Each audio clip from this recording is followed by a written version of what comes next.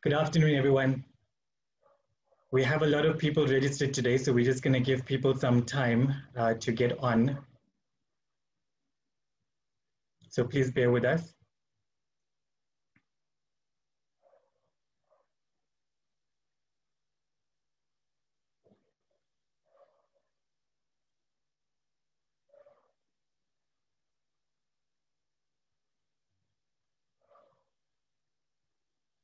I see the numbers climbing, so we have more than 950 people registered for today's webinar. The numbers are just currently 350. We'll give it a few more minutes for people to join us.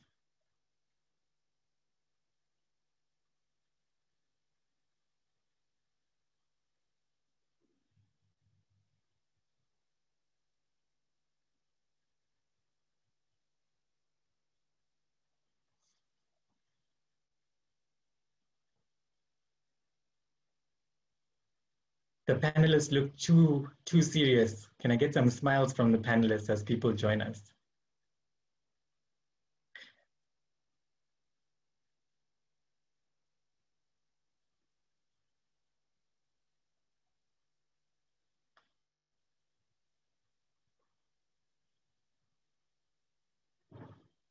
Good, I think with just 400 or just under 400, we're gonna start. People will catch up and join us along the way. I hope everyone can hear me well and can see the presentation that we have put up. So formally, good afternoon, everybody. On behalf of SAPVIA, the Solar PV Industry Association, and SAWEA, the Wind Energy Association, I would like to welcome you all to the first of a 7-part webinar series entitled Developing Developers.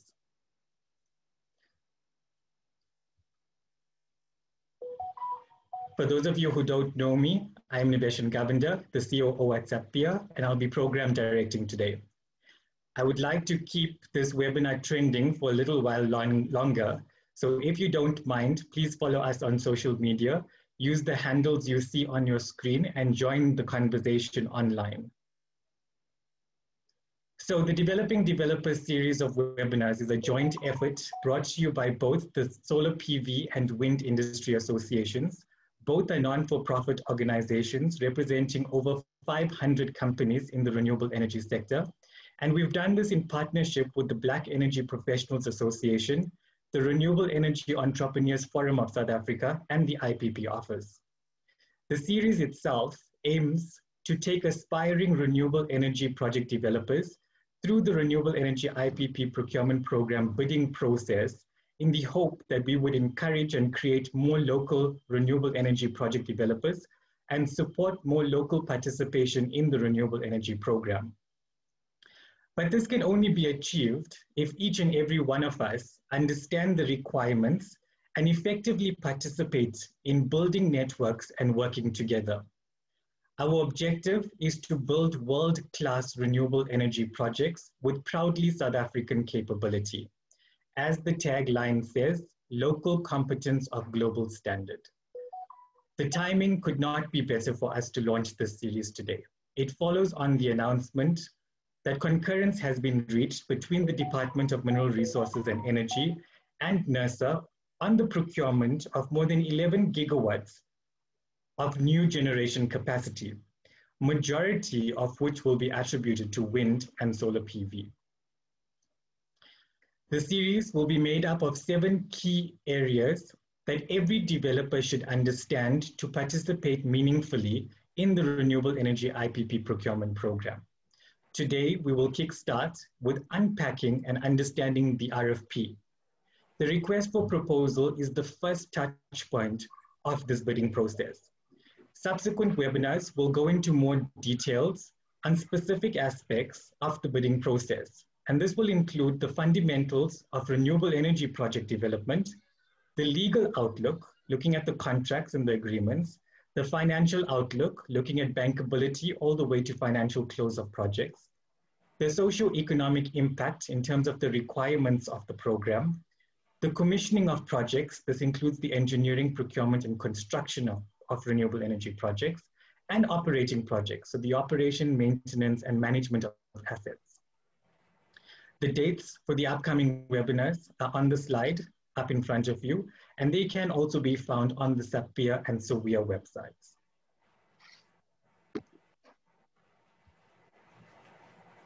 With transformation at the forefront of the agenda, the Developing Developers series of webinar gives each of us a chance to better understand the Renewable Energy IPP Procurement Program and meet government halfway to achieve the intentions initially set out by this program. The Renewable Energy IPP Procurement Program is a world-renowned program with several accolades and many successes. I've selected just a few extracted from the IPP Office quarterly report, which indicate that the program is successfully delivering clean energy timelessly and cost-effectively. So to date, we have more than 4,200 megawatts of operational renewable energy projects. And these projects have an average lead time of under 2 years to be built. In terms of the cost, we've seen almost 70% accumulative cost reduction from bid window 1, almost 7 years ago, to bid window 4, with an average tariff at 96 cents per kilowatt hour achieved in bid window 4.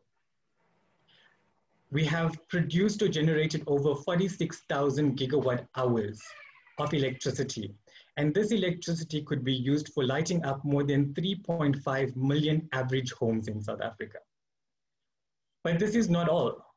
The Renewable Energy IPP Procurement Program also supports the broader developmental objectives, attracting over 200 billion in investment, of which 20% is foreign direct investment. We've also created over 50,000 job years, benefiting local communities and South African youth. 33% Black South African shareholding across the value chain of these projects, and 9% equity belonging to local communities. I have attempted to highlight just a few of the program's successes, not to boast on behalf of the sector, but rather to showcase the potential for us to collectively do better. Now that I have set the scene of what we're trying to achieve, I think it is time to address the business of the day. We have brought together a lineup of speakers with a wealth of knowledge who share the vision to educate, promote, and encourage more meaningful participation in the renewable energy IPP procurement process. So today's agenda will be started with a keynote presentation by Mr. Bernard Mokgoro. He is the head of the IPP office. We will then move into a panel discussion, which will be facilitated by Ms. Chanda Kumalo. She is the MD of Hamilton Renewables, and she's a SAPVIA board member. The panel itself has legal, financial, technical, as well as socio-economic and enterprise development expertise that will be unpacking this RFP.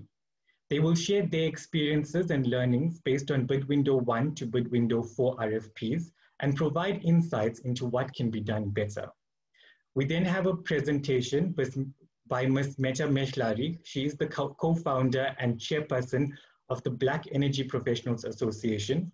She will be speaking to a reimagined RFP on how we can better support local participation. We will end the session with a spotlight on an experienced international developer with an impressive local footprint. Ms. Marcia Grimbeck will share the ENERTRAC experience. My co-host, Ms. Ntombi Ntuli, the CEO of SAWEA, will conclude the session with a facilitated Q&A session at the end of the program. We encourage participation, so please, if you have questions throughout the session, use the chat function that you have in front of you, pop us a question. Please, can we also request that you leave your email address? So if we are unable to get to all of the questions, we will respond to you via email to address the questions that you are raising. Before we kickstart the day's proceedings, I would like to thank our sponsors, Herbert Smith Freehills and ENERTRAC, who have contributed into making today possible. So without further ado, let me introduce the first speaker, Mr. Bernard Mokgoro, who I'm sure requires no introduction, but I've been given his bio, so I'm gonna go through it very quickly. So Mr. Mokgoro is the head of the IPP office. He's a registered professional electrical engineer with more than 20 years of experience in various technical and leadership roles within the electricity supply industry. At the IPP office, he leads the team responsible for the procurement of power from IPPs on behalf of the Department of Mineral Resources and Energy. Prior to joining the IPP office, he was the general manager at Eskom, responsible for the system operator and Eskom telecommunications, where his role was to manage the South African electricity grid. He has been at the helm of the grid operator during one of the most challenging times due to generation capacity shortages. He has also been involved in the integration of various electricity generation technologies into the grid, including OCGTs, coal and renewable energy. He holds an electrical engineering degree from UCT, an MBA from WITS, and an LLB from UNISA. Mr. Bernard Makgoba. Thank you very much, Nivesh, for that introduction. Firstly, I just want to thank the organizers, SAVIA and SAWEA, for this, I would say, long-awaited initiative to try and demystify the REEPPPP program. After 10 years, we are now taking it to the people, and with the hope that we'll get even more participation, particularly from local participants. So thank you very much for the initiative. And it couldn't have come at a better time given the latest decision by the minister, which was concurred by the regulator last week, where we are going to procure in excess of 11,000 megawatts from different technologies in the next 5 to 8 years. So I also want to welcome the audience. Thank you very much for joining us. I hope through these initiatives in the next parts that are coming, you will be able to understand the program. From where we are as the IPP office, we would like to get as many participation as possible, especially from the local industrialists. So that will also help us, with the competition. And the better the competition, the more value for the consumer at the end of the day. So I hope we'll see more and more people joining us as we move into the next parts of this series. So without wasting any more time, I'm going to move on to my presentation. Next slide, Nivesh. So I'm going to try and unpack the process for procuring renewable energy.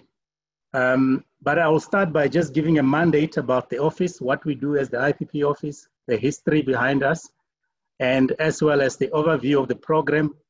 We'll also touch on the key achievements in the last 10 years, some of which have been covered by Nivesh. What is more important, I'm going to take you through the process that we follow when we procure from IPPs, with particular emphasis on procurement from renewables. Then we'll end with the lessons from the last 10 years and some of the lessons that we want to take with us as we move into the next 10 years of the program. Next slide, please. Okay, so just a brief history about the office. November this year, we'll be commemorating our 10 years as the IPP office. Same with the program itself. The program started in 2010. It was a joint effort between the Department of Energy at the time, now the Department of Mineral Resources and Energy, the DBSA, and National Treasury, with the aim of bringing private participation to the generation tech sector in South Africa. So our number one role is the procurement function, which we perform on behalf of the Department of Mineral Resources and Energy. As part of that function, we also monitor this project.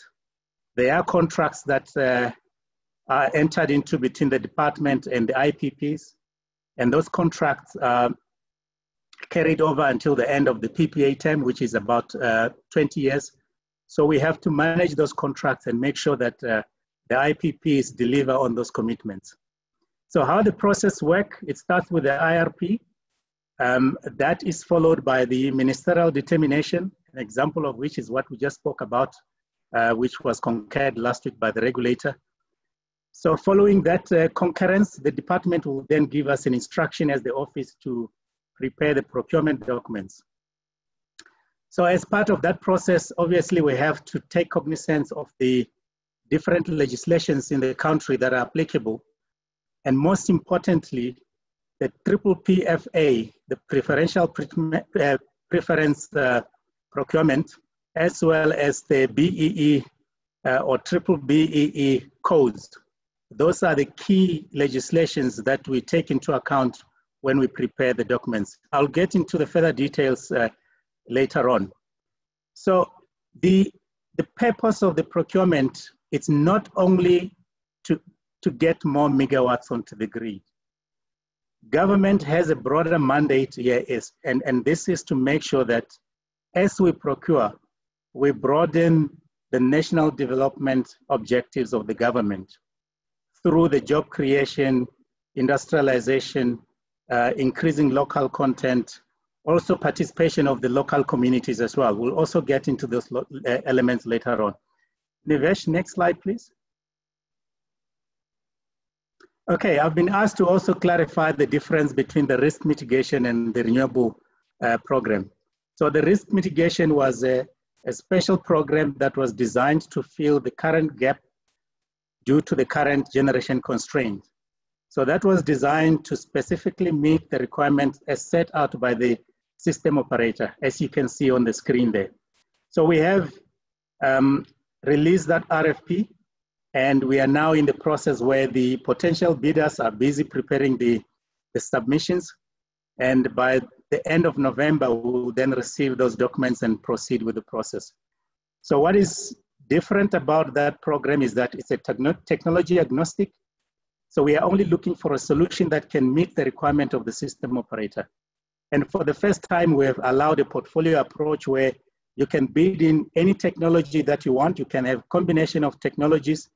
You can have those facilities in different sites. And as long as you meet the requirements as specified by the system operator, you will be considered for that program. But enough about the risk mitigation. We have a bidders conference next week, Friday, and those who are willing to participate, I think we will meet today. So what is key is to talk about the renewable program, which until today, it has always been a technology specific, and it's always been about energy, and it's always been self-dispatch. So we will see what the next round of REIPPPP program brings, and that is what we're going to start discussing now with the department following the concurrence of the second determination. Next slide, please. Okay, I'll go through this very quickly. Nivesh has already touched on this. These are some of the highlights from the last 10 years. As you can see, we have had 7 rounds of renewable programs in the last 10 years, totaling about 112 projects or bidders. In terms of megawatts, 6,400, 4,200 of which is already connected to the grid operating commercially. Energy generated to date, almost 50 terawatt hours, total investment over 200 billion. There's been other benefits as well in terms of socio-economic development. We have created 52 job years, 52,000 job years. 1.2 billion rand has already been spent in the social economic development activities. 400 million rand in the enterprise development activities. We have saved a CO2 emissions of about 50 megatons as a result of renewable energy. On top of that, there's been over 50 million kiloliters of water that has been saved. And in terms of Black participation, there has been 33% overall on average in all the projects that are in operation to date. And in total, in fact, South African ownership is sitting at about 52%, 33% of the 52% being Black owners. 9% of which is ownership by local communities. So we have made some progress in the last 10 years, but obviously there's always room for improvement, which is where the next program is going to focus, and which is why these initiatives like what SAVIA and SAWEA have started is important so that we can improve on these numbers. Next slide, please. Okay, so I think this slide, we wanted to just show you the total commitments over the life of each of these projects. So I won't go through this in detail. So you can already see that the REEP program has covered all 9 provinces. Obviously, the lion's share going into the Cape region, Northern Cape taking the largest share with 59 projects, and followed by the Western Cape and then Eastern Cape. But the program has so far touched all 9 provinces. And what you'll see on the screen, I won't go into through all the details. If you just look on the legend at the bottom right, we're showing you the total project cost for all the 92 projects that are currently in operation or under construction. And you'll also see the committed social economic development per province. And I'll use Northern Cape as an example. Over the life of this project, there is going to be an expenditure of 137 billion investment, with 14.5 billion going into social economic development, 16 billion into local community trusts, and 68,000 job years created in that province. So you will go through the other provinces, you will see what the impact will be of the projects until now. So this does not take into account the recent determination. Next slide, please. Okay, so going forward, I think we already spoken about this. This is the determination that was approved last week by the regulator. At the top, you will see the short-term capacity, that the risk mitigation 2,000 megawatts. In that determination, there's coal, energy storage. So for today's discussion, I think it's important to note that there is 6,800 megawatts of solar and PV that is going to be procured in the next 5 to 8 years. And where we are now, we are busy in discussions with the department to try and agree on the rollout plan for this determination. Next slide, please. Okay, I think this is the key slide for today. So what this slide shows is the process timelines for the procurement of renewable energy through the IPP office.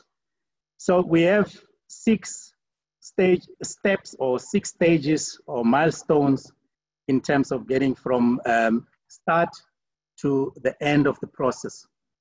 The process starts with us. Once we receive the determination and the instruction from the department, we'll then put together what we call the RFP. We'll get into the details of that. So that takes a few months to put together, 3 to 4 months to put together. Thereafter, we release the RFP to the market. We give the market about 3 months to prepare the bid submission documents. So 3 months later, we receive the documents. We take about 3 months to go through the evaluation process. As you can imagine, there are a number of people that are participating in these programs. So it does take a lot of time, and the security and the process to make sure that the process is beyond reproach. That's why it takes so much time for us to finalize the evaluation process, and then followed by the minister announcing the preferred bidders. So thereafter, the preferred bidders are given 6 to 8 months to go through what they call financial close. This is where the preferred bidders will formalize the process with the financiers, with the OEMs, with the EPC contractors, and other lenders and shareholders, so that by the end of that process, when we go through financial close, all the commitments, all the finances, the tariffs becomes final. And thereafter, we go through a construction process. And I think Nivesh touched on this in the last program. On average, it was about 20 to 21 months, and followed by commercial operation. And up to date, all the PPAs that have been signed were for a duration of 20 years. So this is at high level, the process and the steps that are followed in order to finalize this procurement process. Next slide, please. Okay, so at high level in terms of the RFP framework and related documents, The RFP itself has got 3 parts. We'll go into detail in terms of these 3 parts. There are general requirements, which are mainly the legal requirements, which later on during the panel discussion, there will be a lot of discussions on that. This is followed by qualification criteria, which I'll show you what that looks like. And the evaluation criteria, this is the last step in the process, which we'll go into in detail as well. So as part of the RFP, there's also what we call the power purchase agreement, which is the agreement that is signed at the end of the process between the seller or the IPP and the buyer, which until now happened to be Eskom. So that is the 20-year contract to sell that energy, where Eskom is the buyer, and then the buyer pays the producer for that term based on those conditions in the PPA. So I think you'll get into this in the following parts of this series. Then the other agreement, which is more important for the department, is what we call the implementation agreement. This is the agreement between the IPP and the department. When I mean the department, what I mean is the Department of Mineral Resources and Energy.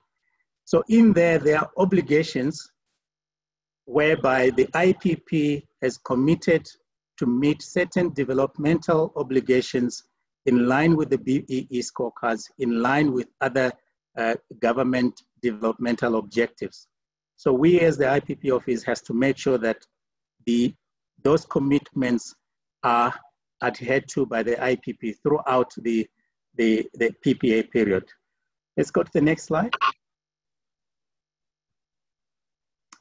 Okay, so just unpacking the RFP itself, I've already spoken about part A. And what we have done, if you want to have a look at the summary RFP, what it looks like, what's in there, you can go through our website. We have put up the summary RFP based on the risk mitigation, which is available to assist those that just want to understand what an RFP looks like and what is contained in there. So you'll find more details in there. But in terms of the 3 parts that I've spoken about, the legal parts are mainly the requirements in part A. The other key requirement, which is the second step in the evaluation process, which we call the qualification process. This is where we select, without really putting the scores, these are the minimum criteria which allows a project to pass through to the evaluation stage. So at this point, you will notice that there is very little as far as the price is concerned. Only if there's a price cap, then we'll look at whether that price cap is met. If it's not met, that project does not proceed to the next step. Then all the other elements are always evaluated. The EIAs, that is very important. The environmental assessments, the land acquisitions, very important. We have to make sure that we only pass through those projects that have a high probability of qualifying. So that's another step. The economic development criteria. So I've actually taken out those elements because they are very important, especially for this session, so that people can understand when we talk about participation, it's not only about being an owner or participating as a shareholder. There are other elements where you can still participate in the program. Job creation. So these projects are required to participate in the creation of jobs in the country, and even for designated people. Management control, local content, another very, very important aspect, which feeds in directly into DTIC and our strategies towards industrializing South Africa. Enterprise and supply development, this is also very important to support those SMEs that are located closer to the project sites. Skills development, there has been a number of beneficiaries in this aspect as well, in terms of bursaries that they're receiving from the projects as part of the socio-economic development. So these elements are very key. So each of the project will then have to commit on each of these elements based on the minimum thresholds that are set up in the RFP. And if you've met those minimum thresholds, you then proceed into the part C, which is the comparative evaluation stage, where we then look at ranking the projects based on price, from the cheapest to the most expensive, and also considering the economic development commitments that have been made. So once you have ranked those projects in terms of the scores they receive when you compare the two, and if we look at the last, the last 10 years, that ranking has been based on 70% of the scores determined on the basis of the price, and then the other 30% based on the economic development commitments. So going forward, that might change, but this is exactly how the scoring was done in up to bid window 4. So then you rank these projects based on the scores, and until you get to the total capacity that you are procuring. So all the projects that have been selected will basically be the cheapest in terms of that merit order until you meet that capacity that you're trying to procure. So let's say, for example, I'm looking for 1,000 megawatts of wind.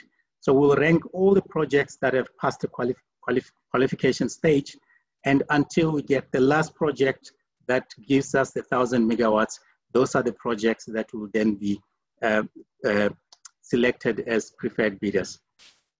Next slide. Okay, so I'm about to conclude now. So in terms of the lessons from the past 10 years, the key ones, I think everyone is aware of this. Bid window 1 to 3, we paid high tariff. Obviously, when you adopt new technologies, depending on at what point you do adopt the technologies, you may pay a high price, and this is what ended up happening in South Africa. So we have now initiated a process, and thanks to the IPPs, 70% of them have already responded positively that they're willing to participate in this process. And this is the process to try and reduce the tariff through what we call the refinancing initiative, where some of the debt will be refinanced to try and reduce the tariff of those projects. The second lesson is obviously, I've indicated earlier that we have achieved 33% Black participation. And I think we will all agree that that is not enough given the demographic nature of the country. So we would like to see going forward more and more active Black participation. And I've said earlier, it's not only about ownership. I would like to see more and more Blacks developing this project, starting from scratch all the way to O&M on their own. So that is really what we should be aiming for. Affordable funding is always a challenge for equity investment, and that is an area where there's a lot of improvements that can be made. And then the next element is obviously, given our experience with bid window 1 to 3, we'd like to see more value for money given where the technology development is currently. So we'd like to see more and more tariffs coming down, which we have seen in the last few years. And obviously the issue of the impact on the fiscus is also another aspect that needs to be addressed going forward. On the socio-economic development side, there is quite a lot that we can do there. Currently, most of the projects are coming up with initiatives to uplift the communities on their own.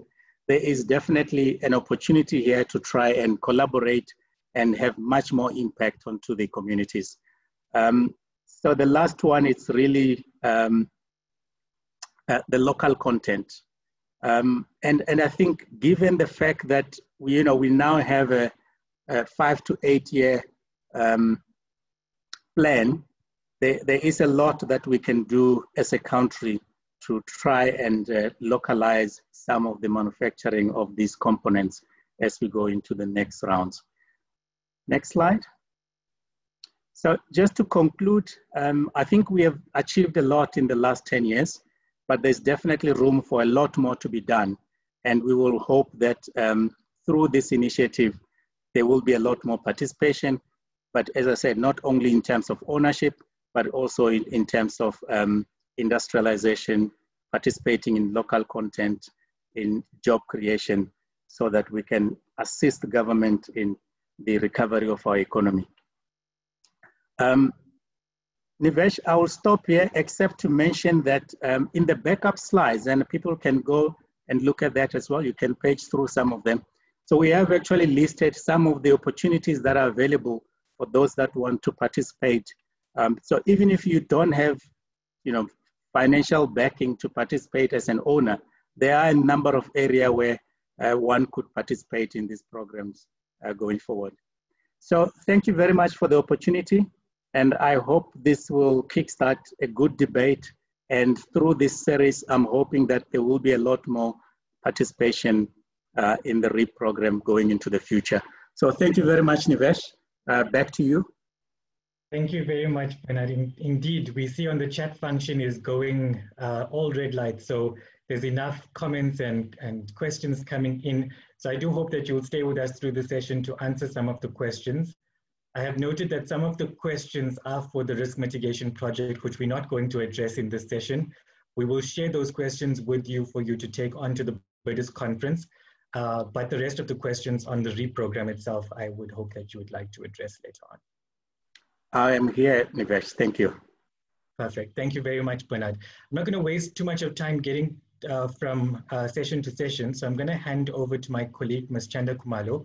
She is the MD of Hamilton Renewable Energy, and she's a SAPVIA board member and the spokesperson for the association. She will be facilitating the panel discussion.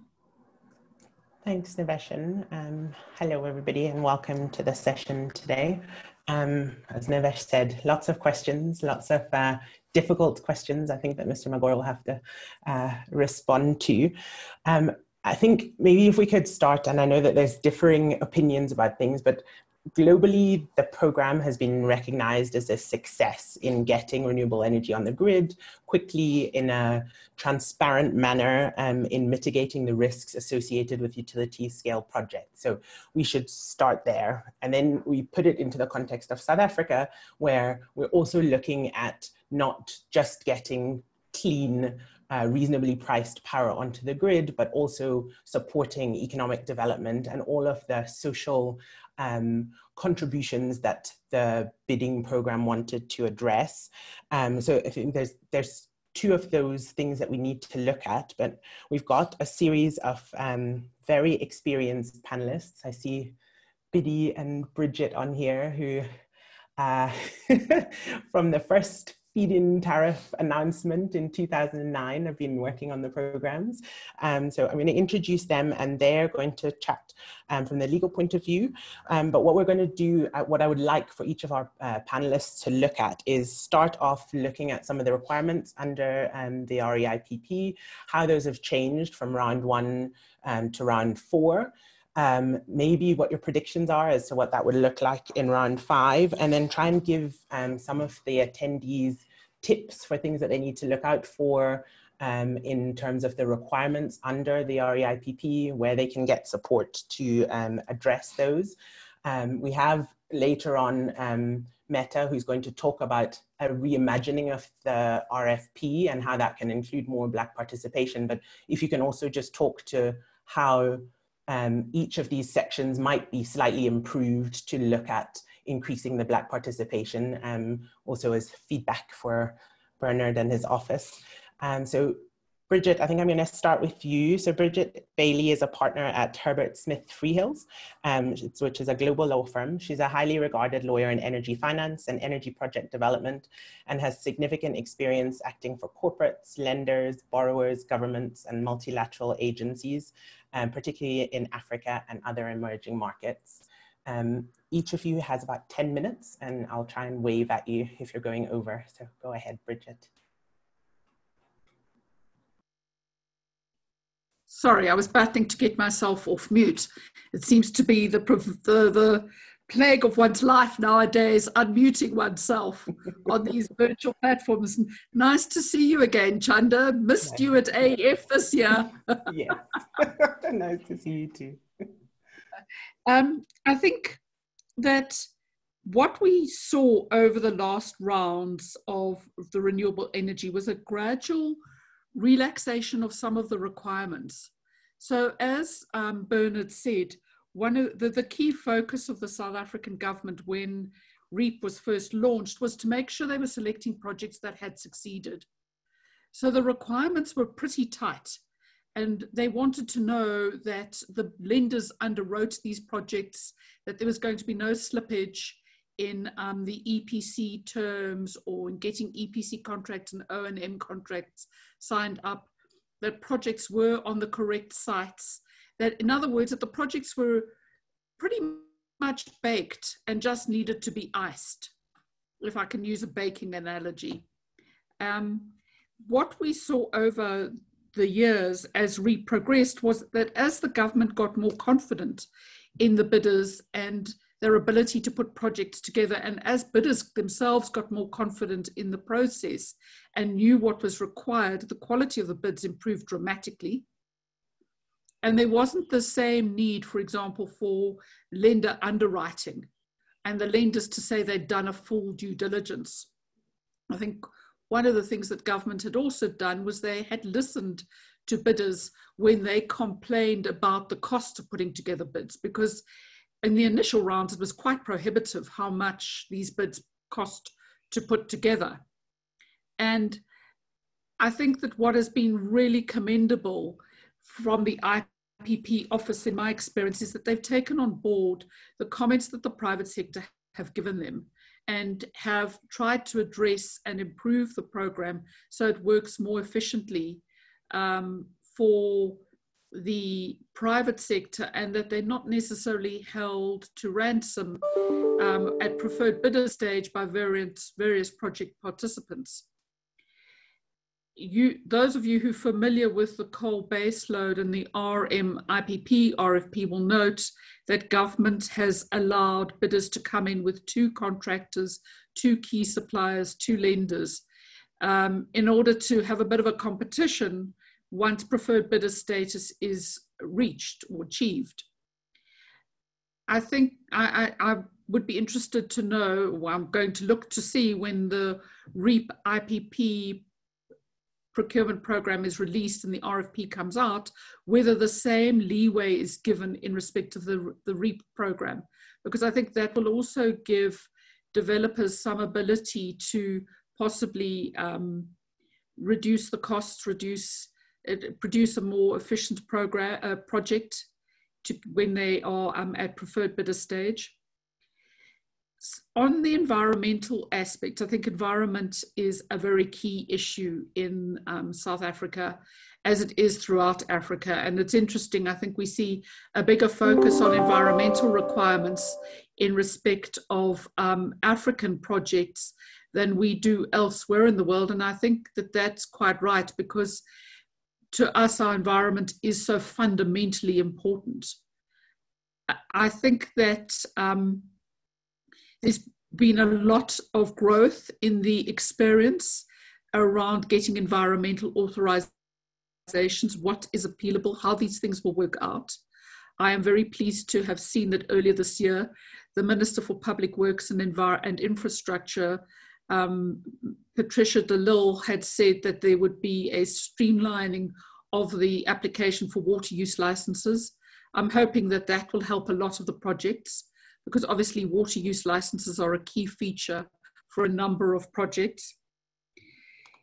Land is obviously fundamentally key.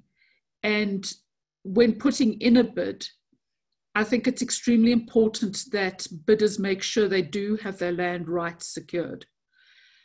One of the things that I'd like to focus on is Bernard's comment that when the IPP office evaluates projects and decides which ones should go through to the pricing competition, they want to select projects that they know are going to succeed.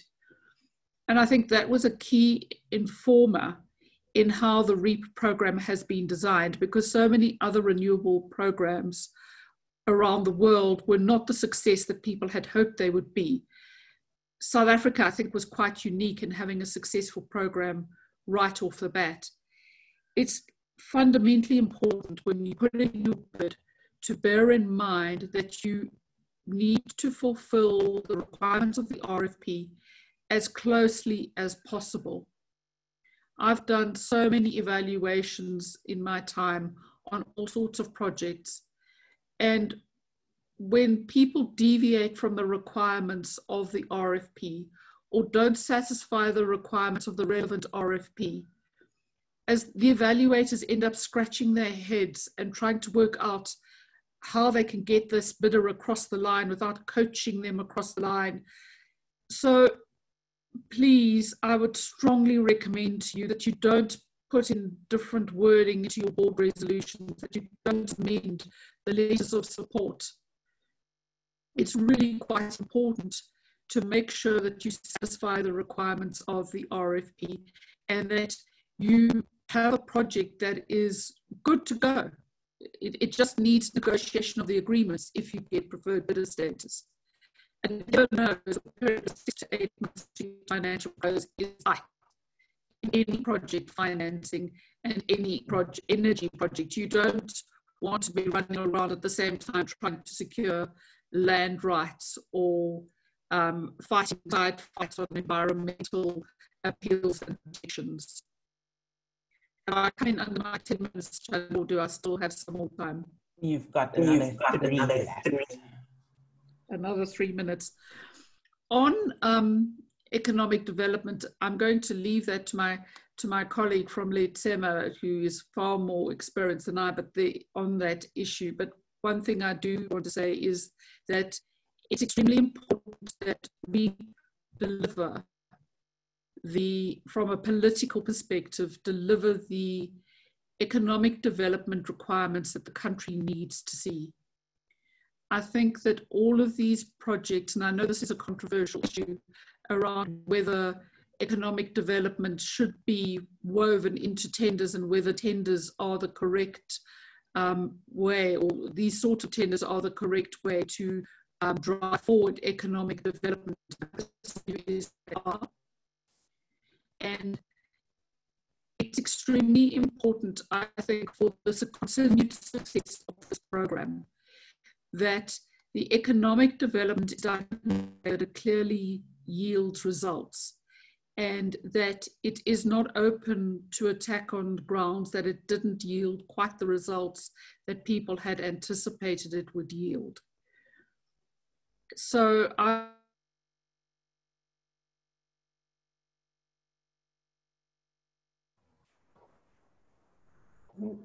think I would urge both the REEPPPP RFP when it's released, that they do take the economic development requirements extremely seriously and make sure that they fulfill them as much as possible.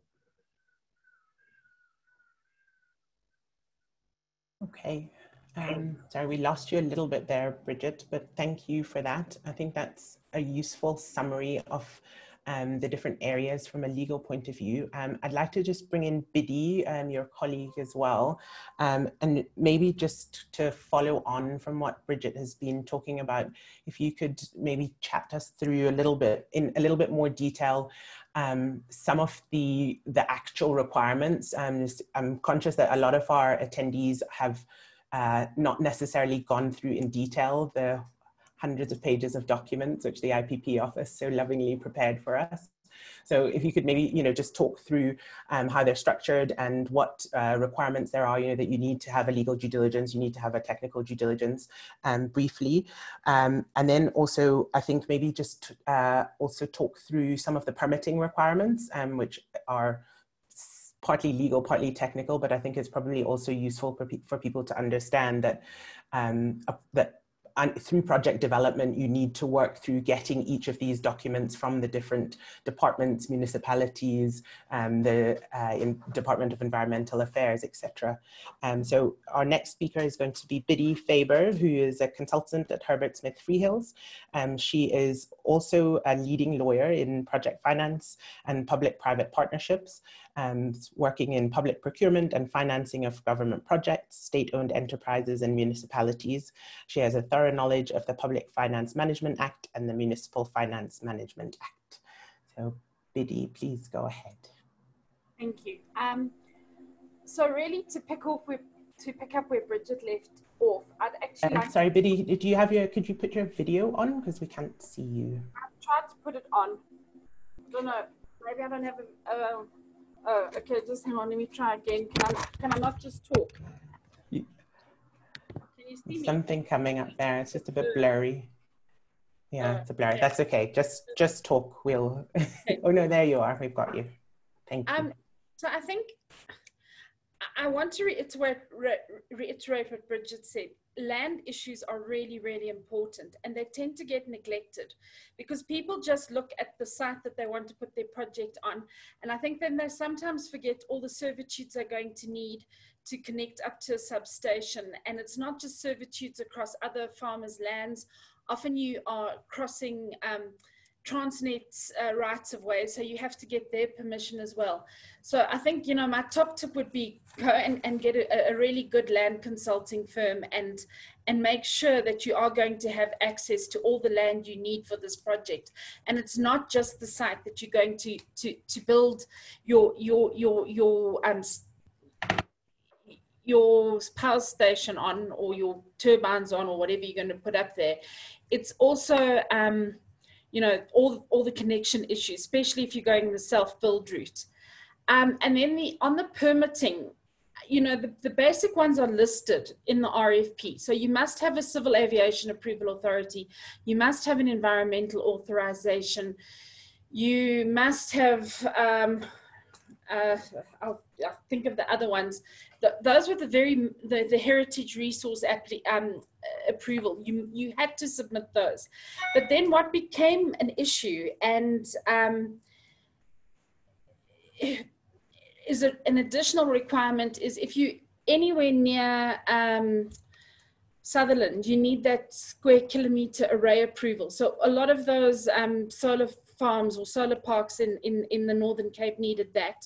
You mustn't forget, and this became an issue well into round one, the Section 53 approvals that you need under the Mineral and Petroleum Resources Development Act. Because if anyone's got prospecting rights over the land on which you want to build, you need to get their approval from the minister.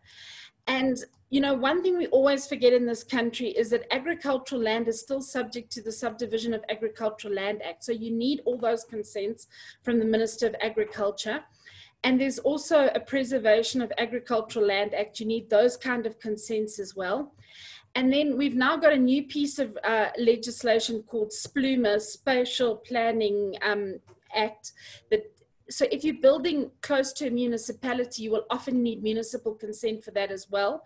And the municipalities themselves are not always that au fait with what they need to do, particularly in the smaller municipalities in the more remote areas. So don't be fooled by the 4 basic permits that are listed in the RFP. There are a whole lot of other issues that you need to think about. You need to have a really good idea of what your shareholders agreement is going to look like, and you have to submit detailed terms. And I think in a very important discussion that we all forget when we're talking about the shareholders agreement, etc., is, you know, a certain percentage of the project costs has to be funded by equity.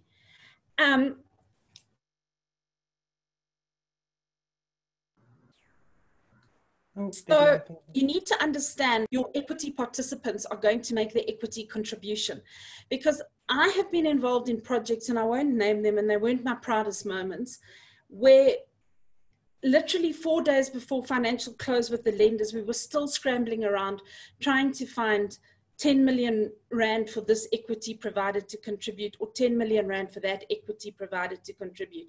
So I think you really do have to plan well in advance of how everyone who is going to be a shareholder is going to finance their equity participation to the extent that they need to. I do think that the IPP office has been very flexible in a lot of respects. So, you know, a lot of bids went in with one technology provider, one EPC contractor. After they were awarded preferred bidder status, things changed. A better or cheaper technology came along.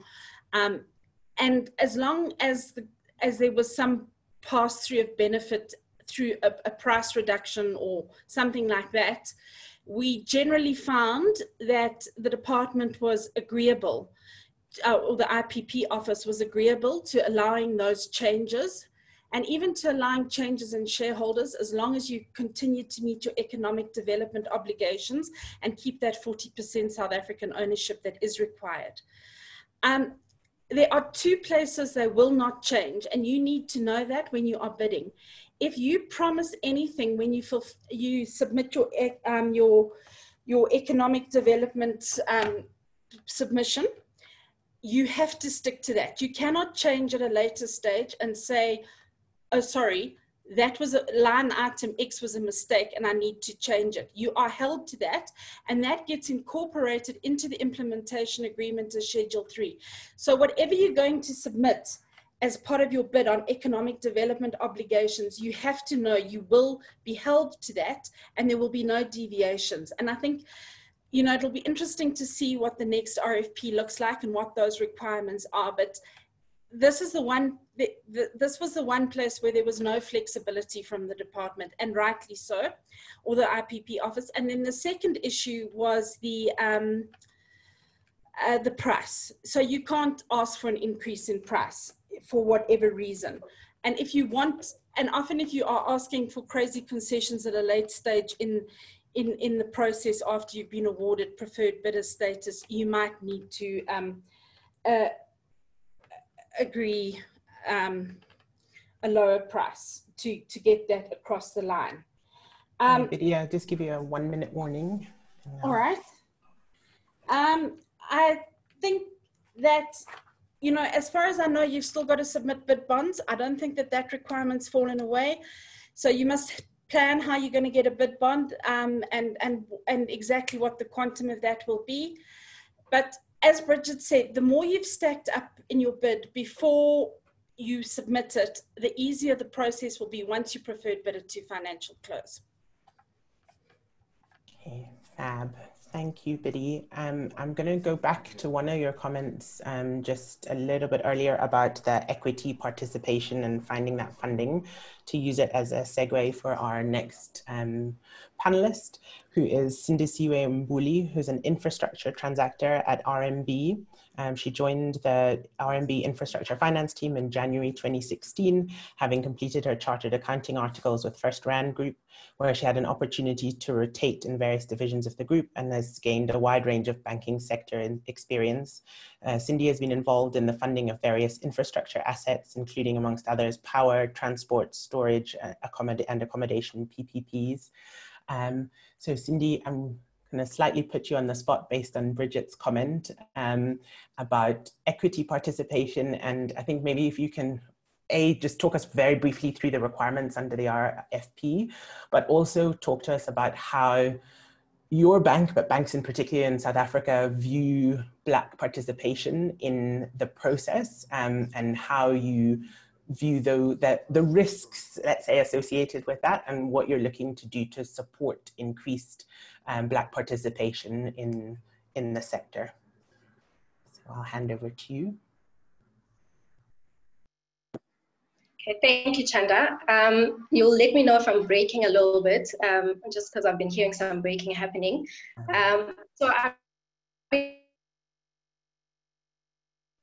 Wait, lost you. A good time to be talking this, I think, as people just because the opportunities are in the market.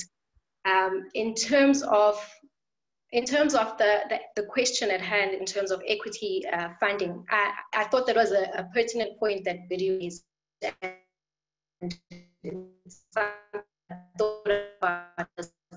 Sorry, Cindy, your signal's just dropping in and out. Holistically. Okay. Can you hear me now? Yeah, that's better. I don't, or maybe if it continues, if you just switch your video off, maybe then we'll at least get the voice. Is that? Yeah, so I've switched my video off now, okay, and I hope that's going to be better. Yeah, thank you. And then we'll put you back on at the end. I want to see your face. Okay. No, so I think I was just speaking to the fact that I think it's important when bidders consider the funding, as Biddy mentioned, to consider the funding for all the various investors. So the one part is obviously the debt, which we obviously look at. It's normally project financed and funded by the banks. The other part is the equity side of it, and a key theme is obviously having localization, including the ownership, given those requirements. So I think it's important that the planning for the funding is almost done holistically, and it takes into account the BE shareholders as well as the local community trusts, etc. I think initially this wasn't a point of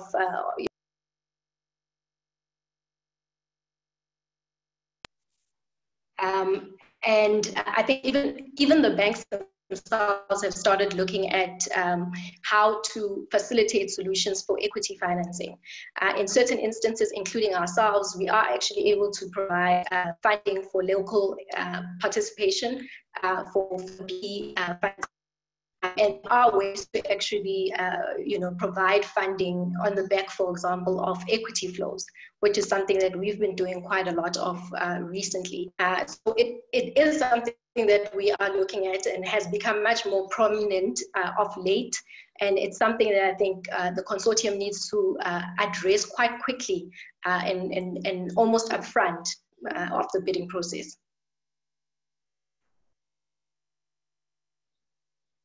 I don't know if you wanted me to go through the rest of my points, Chanda? Yes, please go through the rest of your points. Okay. Just through what I thought were key considerations from a funding perspective, and focusing specifically on bankability. So I think the first point is obviously the government docs. The PPA and the IA, the South African funding market is very comfortable with these documents, and these make the projects very bankable, including, for example, the guarantee under the implementation agreement. So we are very comfortable with the whole program and the documents under the program. A direct agreement is a very important agreement for the lenders, obviously, because it allows the lenders to be able to step in, specifically because there isn't really termination payments for buyer defaults under the Renewable Energy Program, and therefore that's an important document. In general, I think the view is obviously these types of projects are strategic nature projects. I mean, I think we can all agree, given what's happening in terms of load shedding, etc. And also the program has had a very good track record to date in terms of actually being consistent in terms of honoring the buyer's obligations. So these have been made very consistently, and I think it's given the program very good rep.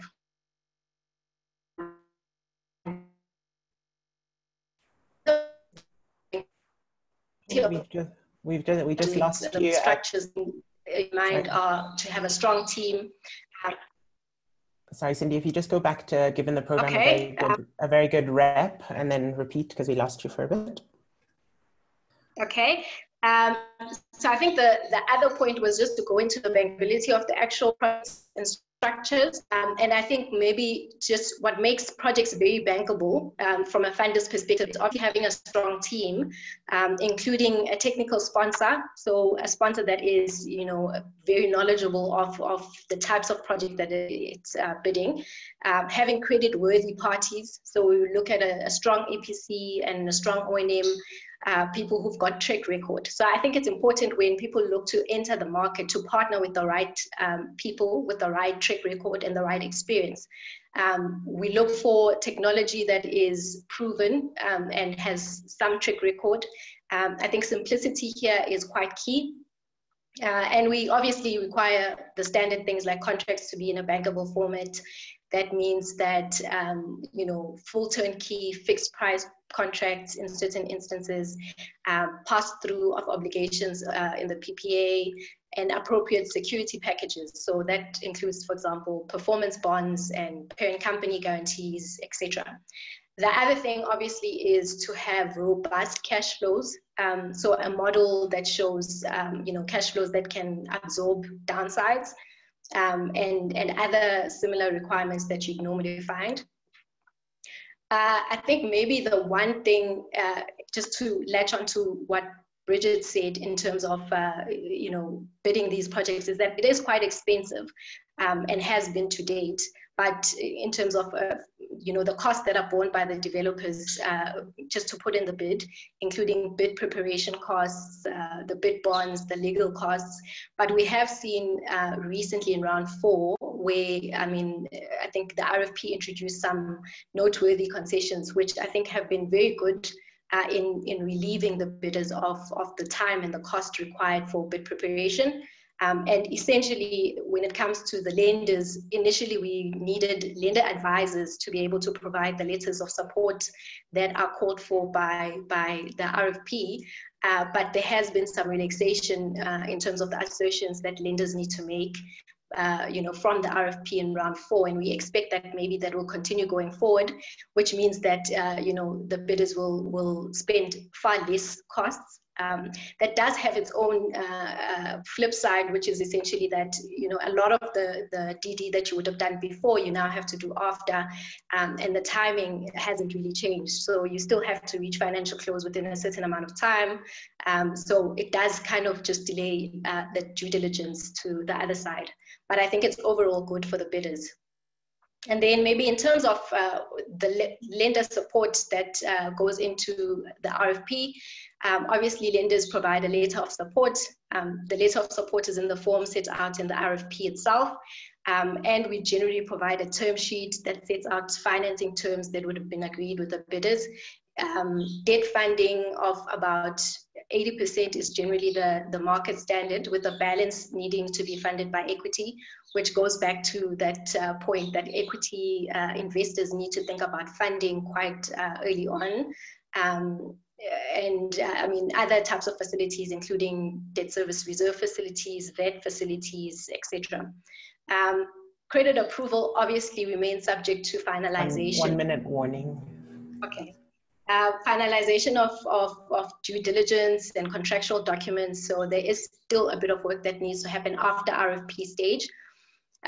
Just maybe to highlight what I thought were quite important points is obviously the tariffs have come down in the recent rounds and are expected still to go down going forward. And I think that means that all of us kind of need to be very innovative and work together in terms of bringing the costs, the general costs down.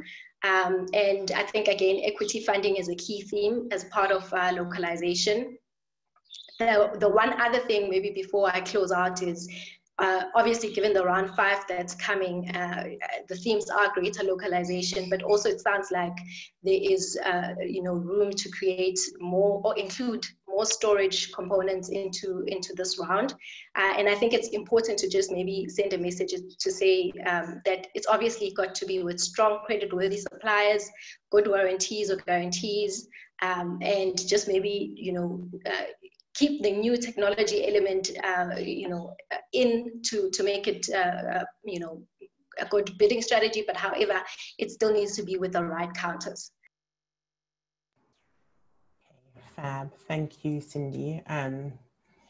The banks always want to have their cake and eat it. So you want all of the warranties and none of the risks, which is always an interesting debate coming to financial close for how to do that. I think one of the things that I picked up, particularly for the audience that we have here, is the requirement from the lenders for track record. And so as a new developer, it's important to kind of try and, as Cindy said, partner with someone that can bring you up that knowledge pathway as quickly as possible, but also try and work with the banks from an early stage so that they get to know you and your team and how you work and can have confidence in the projects that they're investing in. I think it's quite an important, that's quite an important relationship that people often leave to the end, and then you have to answer all of the hard questions, as Cindy says, in the month to financial close when it's all a bit crazy. So thank you for that, Cindy. I'm going to now go back to Biddy's last point about the economic development obligations, and that is a part of the bid that doesn't move. So once you've put that in, you are obliged to meet those obligations. I see there's been quite a few questions on the chat about how those obligations are monitored and whether the IPP office checks that they are being adhered to post the submission of the bid. But our panelist is going to be from Letsema Consulting. And sorry, I'm now scrolling through. So we've got Mr. Tafadzwa Mudia, who's an associate partner at Listsema in the strategy and economic development practice. He's an experienced consultant with a proven track record in economic development, strategy, operations, and execution across different platforms, industries, and geographies. And he has extensive experience in economic development in renewable energy in South Africa. Tafadzwa, if you could, again, just talk us through some of the requirements and maybe address some of the more controversial points that have been raised regarding compliance later on. Also, there's been a couple of questions there about the 50-kilometer radius and how that, the impact of that if there's a lot of projects in one place. And I think just generally making sure that the spend and the billions of dollars of spend is actually useful and impacting the communities that it's being spent in is probably a good one to talk about. And I'll give you a 1 minute warning. Okay. So thank you so much, Chanda. Am I also getting 10 minutes given the importance of economic development? You are getting 10 minutes. Naveshan is aware that we're running a little bit over, so it's fine. Go. All right. So yeah, thank you so much. I think just before I jump in, I think it's important to sort of contextualize where the economic development fits in the bid process.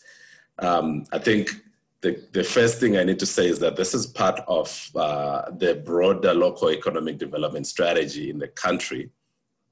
And there are a number of policies and legislation that is supposed to be supporting local economic development. So there are a number of socioeconomic issues that have to be addressed in the country. And some of those policies that have been there, like BEE, have been trying to address that in the way business does things. And I think similarly with the RFP process for the REEP program, they also need to try and use this process to develop, to address some of the socioeconomic issues. So I think just going back as well. So according to the Preferential Procurement Policy Act, the IPPO, for any of the acquisitions above 50 million, they're supposed to go on a 90-10 principle, where 10 goes to BEE and 90% goes to price. But there was an exemption that was given in 2011 by the minister, which allowed for the REEP program to be exempt from that, and instead go through a 70-30 point system, where 30% is allocated to economic development and 70 to price in the comparative evaluation. So that sort of formed the basis of the economic development obligations that we actually have on the RFP. And I think jumping into the actual elements that form the economic development obligations, there are about 7 of them. And the key thing is all of them are trying to address different socioeconomic issues and just leverage the fact that there are projects that are in the country and there's money that is being spent, so that it's spent in the right way, in a way that benefits everyone in the country. So the first element, and probably one of the most important in the country right now, is job creation.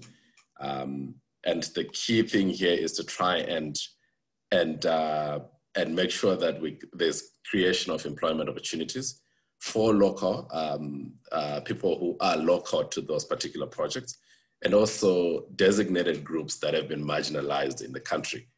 So there are different targets there, but it forms about 25% of the economic development obligations.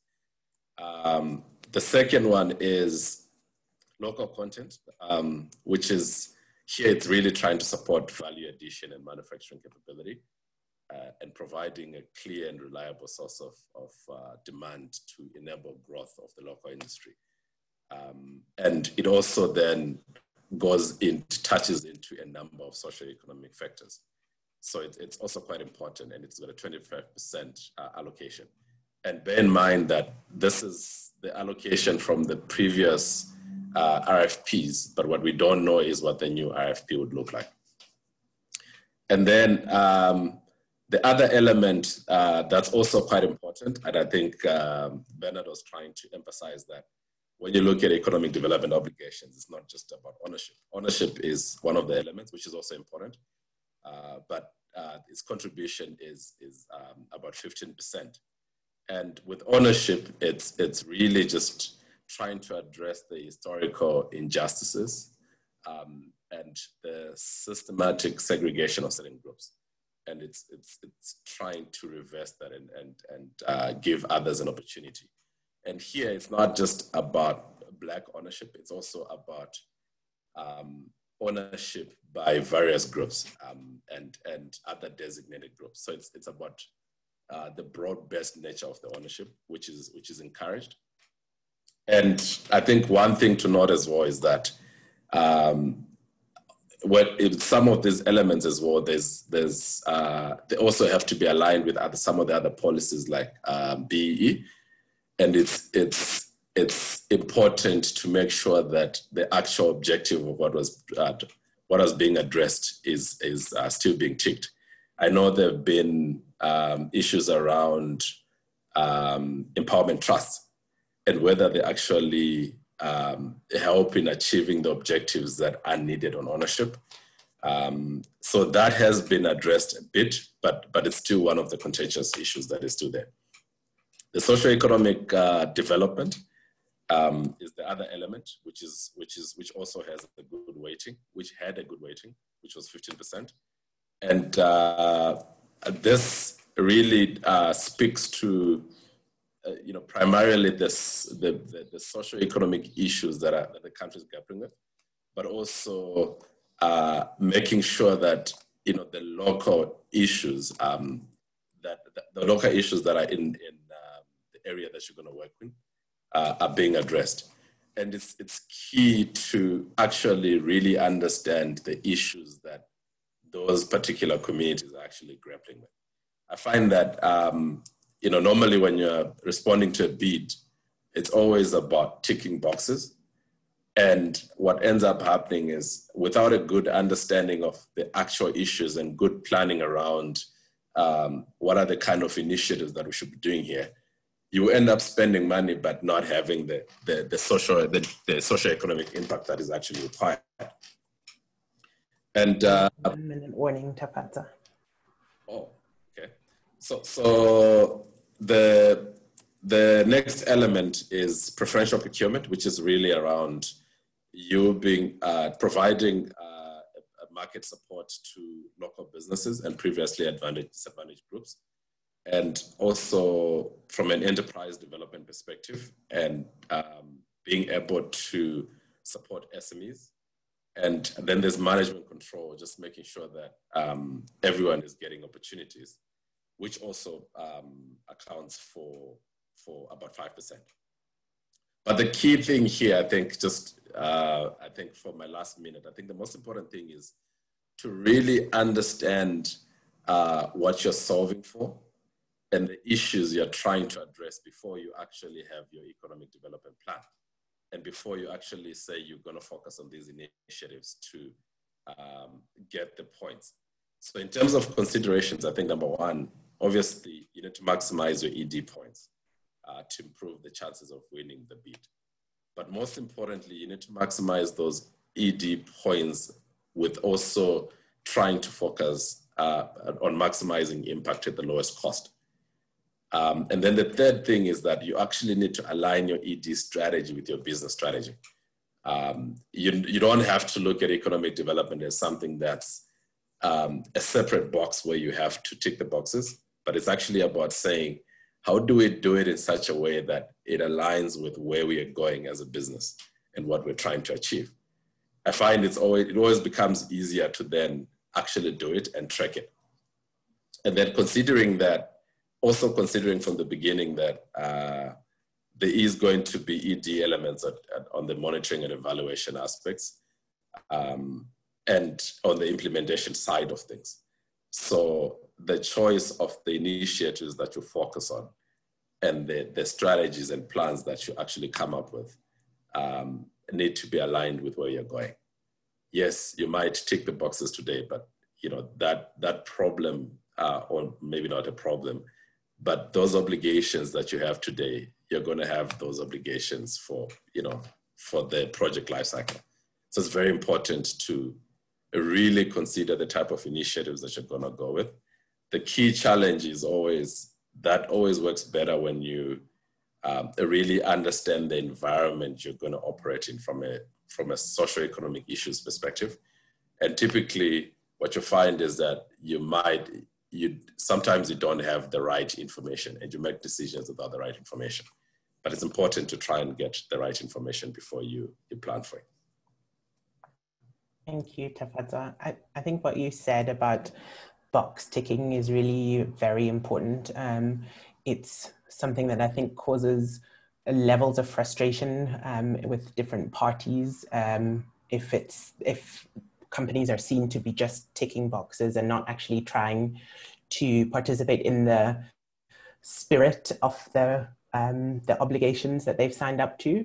I think it's an accusation that's so often put to some of the international companies that are working in the country. And as you say, you're here for the life of the PPA. So you're in those communities for 20 years. You're in the country for 20 years. You've signed up to a lot of the contracts and bought into the country. So it is important that you also try to understand the environment that you're working in and try and bring benefit to those communities and also to the various participants along the value chain. I think the other thing that you've said that was really important is just that connecting the dots between, there's a local content requirement, but how does government actually support those requirements in terms of policy and making sure that the RFP, the REIPP is a stable program that people can invest in the country and build manufacturing plants and know that they have an offtake supply. So it's important that those dots are also connected to allow people to invest in businesses. So thank you for that. And then I'm aware that we're a little bit late, so Nivesh is gonna murder me, but this, I've left the bit that's most interesting for me till the end. So the technical side of things. So we've got Kobus Pieterse, who's the Chief Technical Officer at EDF, Renewables South Africa. He's been involved in renewable energy projects across sub-Saharan Africa, covering wind, PV, and storage technologies. He's been exposed to the full renewable energy project lifecycle, spanning development, implementation, and operations, in particular in the South African REIPP program context. So Kobus, if you can just chat us through some of the requirements, maybe your experience as a South African working for an international company, and just some of the hoops that you've had to jump through from a technical point of view, what the listeners need to consider when they're pulling together a bid. Yeah, and you've probably got 7 minutes before Nivesh shouts at me, so go for it. Thanks, Chanda. Thanks for the introduction. And seeing as I'm low on time, I might as well get the important message out first. And that's basically what we would like to see. And I mean, this is going to sound strange from a technical guy, but what we want to see is probably less technical restriction and less technical requirements coming from the RFP. Less restriction on the technology type and on the contracting structure. Because mostly, I guess in the early rounds of REEP, it was new, not proven technology, but certainly the technology has moved on in leaps and bounds. And we're dealing now these days with proven technology, proven contractors. And certainly the risk there from a program point of view has diminished significantly. So essentially I'd argue that we need to leave the technology risk on the bidder and on the banks, and leave the program the freedom to allow for cost optimization. The project finance space is already a very well self-regulating system from a risk management point of view. And it's, let the program allow the ones that are best placed to manage the risk. So I think once we get the RFP, probably the first thing that you would have to look at is the eligible capacity. And I think that has remained fairly constant throughout the various rounds of REEP, 140 megawatts for wind, 75 megawatts for PV. It'll be very interesting to see how that changes. And particularly on the PV side, project size can be a serious driver of lower LCOE. And where you set that eligible size, I guess, is really the program's prerogative in terms of what it wants to see from a mix of bidders. Because it would be very possible, for example, to see a single PV project of a 1 gig taking the entire allocation. I'm not sure what that would be, what the program wants. So we don't expect, I guess, at least for the next round or near future rounds to be very different from those maximum allocations in terms of project size. What we have also seen in the past are limitations on eligible technologies. The requirements for design certificates, type certification on turbines, track records on modules and inverters.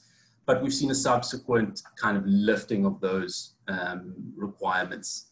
And I guess also the corresponding minimizing of the LCOE or the tariff that you're able to bid. And what would be very interesting to see if future rounds really allow you to push for the latest technologies. You know, for example, very high powered bifacial modules on the PV side, you know, to really relax the local, well, I mean, the minimum requirements on the track record, but you are in tension, of course, with local content there.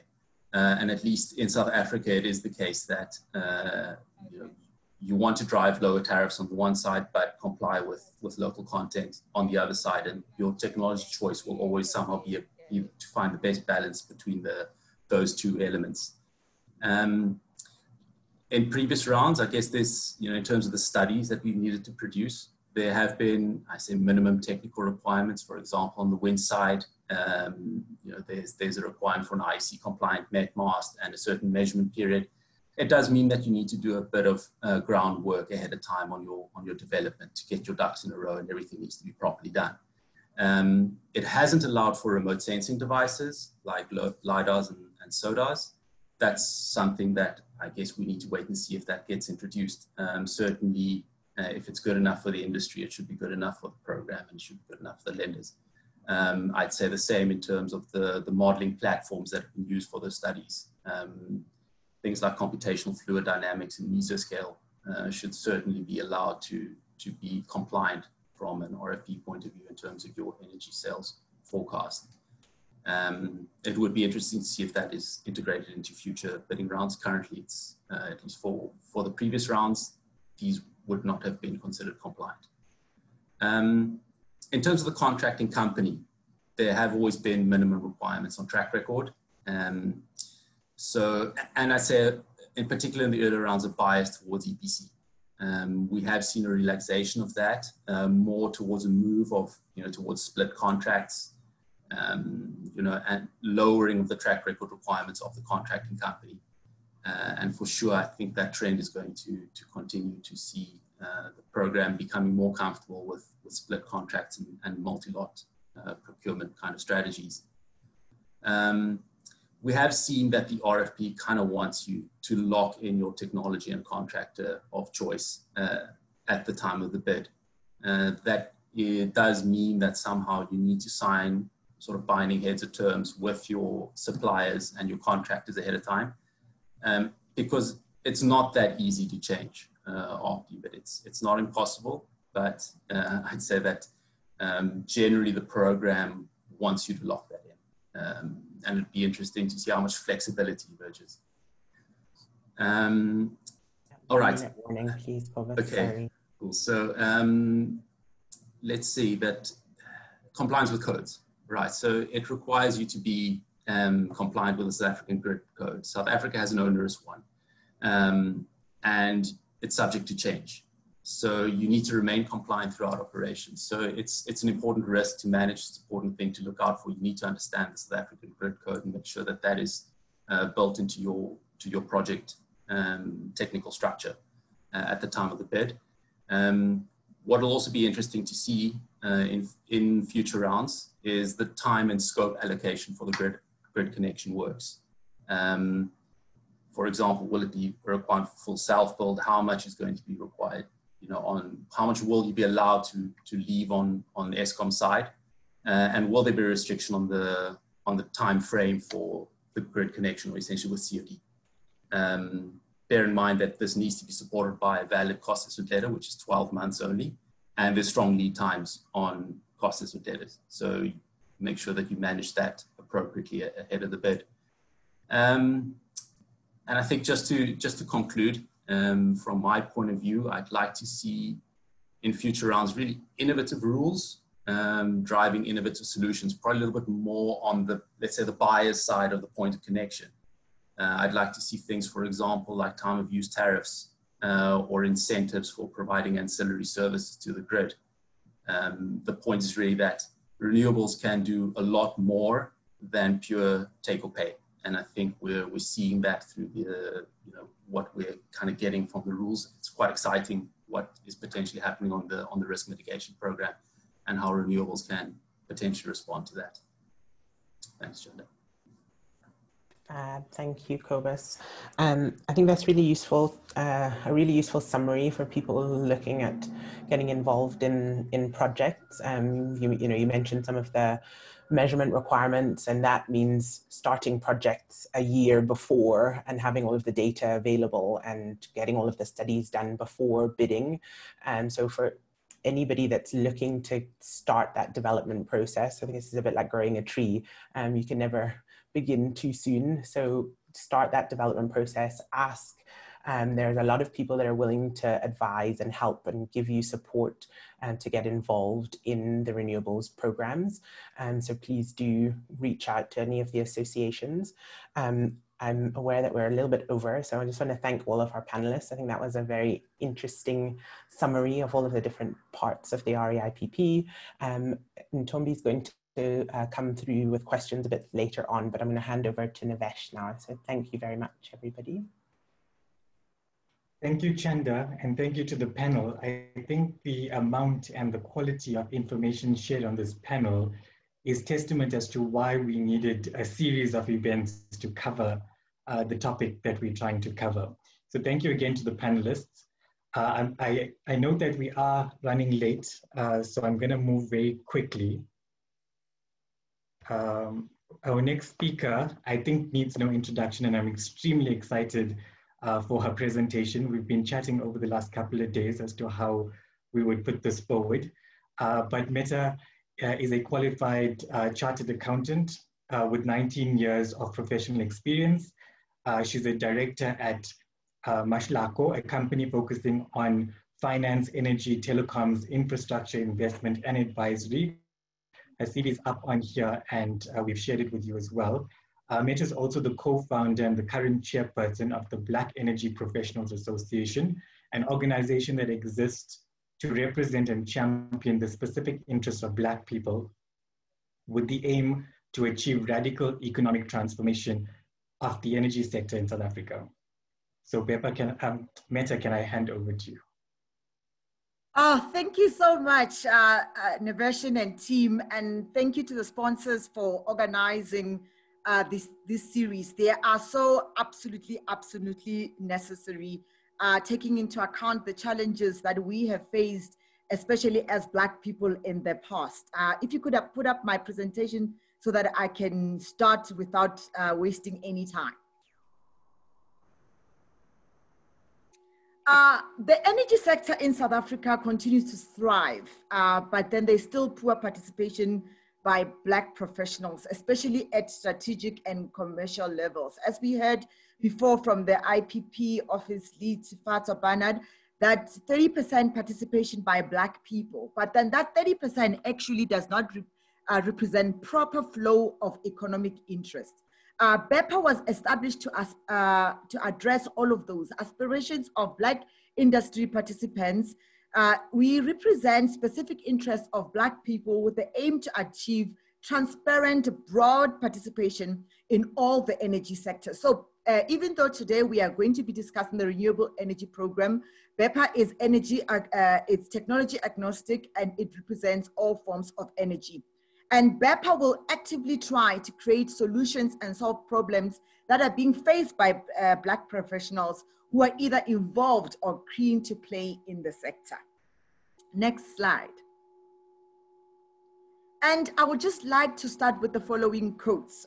In 1952, Adlai Eswin Stevenson said, "A hungry man is not a free man." Closer to home, in 1985, Nelson Mandela said, "Only a free man can negotiate." As we all know, we achieved our liberation and our democracy in 1994, but then we did not receive economic emancipation. And following on Adlai Wing's quotation, I believe Black people in South Africa remain hungry, so they remain not free. And when you're not free, you cannot be able to negotiate yourself into a proper sustainable contract. As we all know, the RFP, it leads to contracts whereby Black people find themselves, and they find themselves in positions whereby they are negotiating themselves where they do not actually have the power to negotiate. For the past 10 years, I'm looking at the REIPPPP RFP resembling what Chimamanda Ngozi Adichie said in her book, The Americana. It's like kind of you've been unjustly in prison for many years. Then all of a sudden somebody sets you free. But then they don't give you a bus fare. And by the way, the guy who imprisoned you tells you, now we are automatically equal. And I believe when we are participating in these RFPs without a fair share, we are not equal. We don't have the bus fare. I mean, the panel speaker spoke so well about the development process and how intrinsic it is.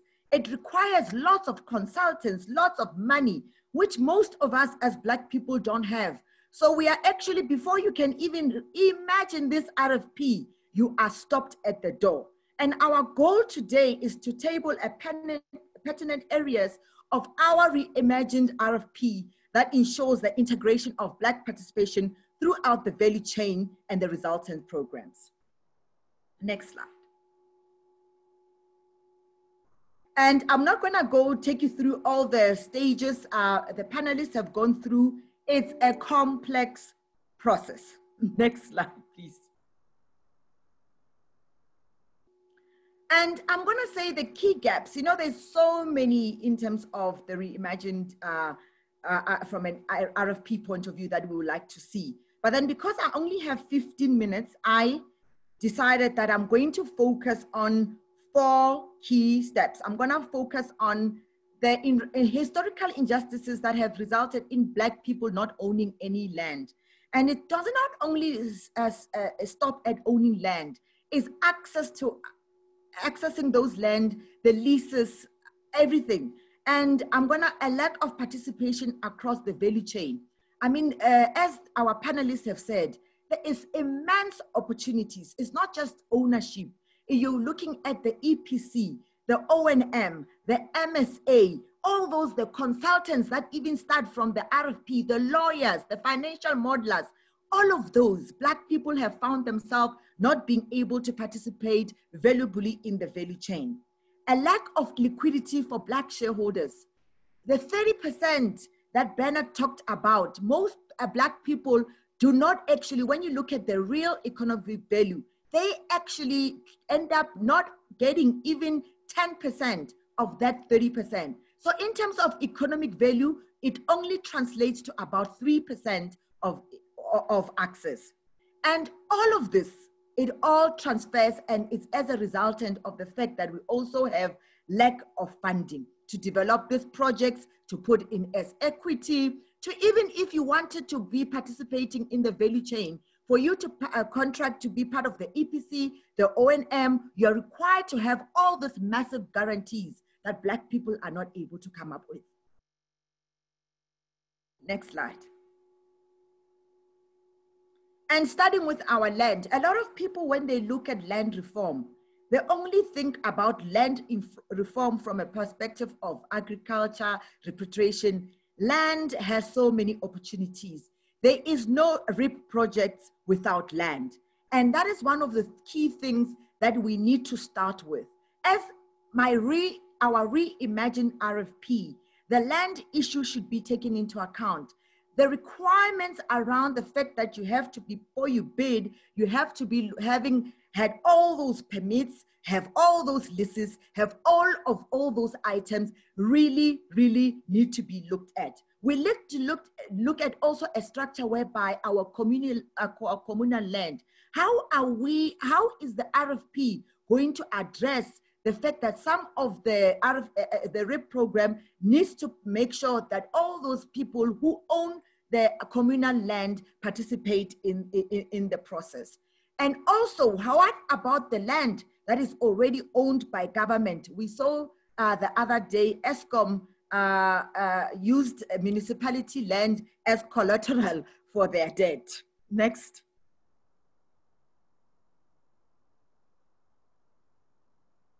My slides are not up.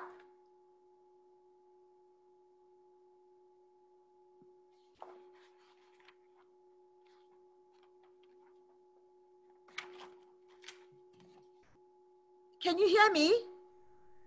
Nivesh, have you got the slides have disappeared? It looks like Nivesh has been kicked off. He's probably trying to log back in. Okay, that's fine. Kim, you? I'm able to continue though. Okay, I think continue and I'll try and get this. And when we look at the value chain, I look at the fact that the renewable energy programs have not created industry in South Africa. And that's what we need.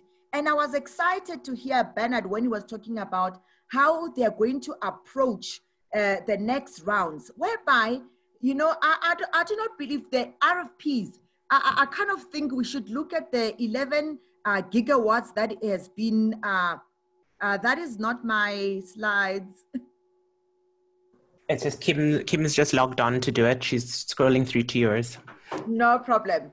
So how we look at the RP and we implement it in a programmatic mechanism. I mean, going and developing also all those projects when you're not even sure when is the next RFP going to come out. I believe the RFPs needs to be standardized and we need to know which dates, basically all of them needs to be issued at once. It is just a matter of when they will be implemented. In such a way, the Renewable Energy Program will foster and will support proper implementation of an industry in South Africa. Because what we've seen in the past is that it's almost as if our government has given guarantees to actually import jobs, to import all our funds. And we believe Black empowerment, especially throughout the value chain, should be audited. The past rounds, a lot of people, and when I heard from the other participants who mentioned the fact that promises were made, but then those promises were not kept. So as part of our reimagined RFP, we believe that part of that, lots of auditing money needs to be set aside for the IPP office to be empowered to go and thoroughly audit all the promises that have been made. We can move to the next slides.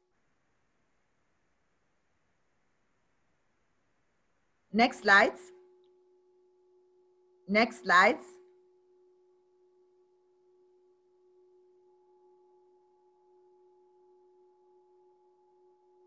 Next slides. I've already spoken to the lack of funding as we've seen it. And what has happened is we've seen foreign players who have taken up most of the land. I think who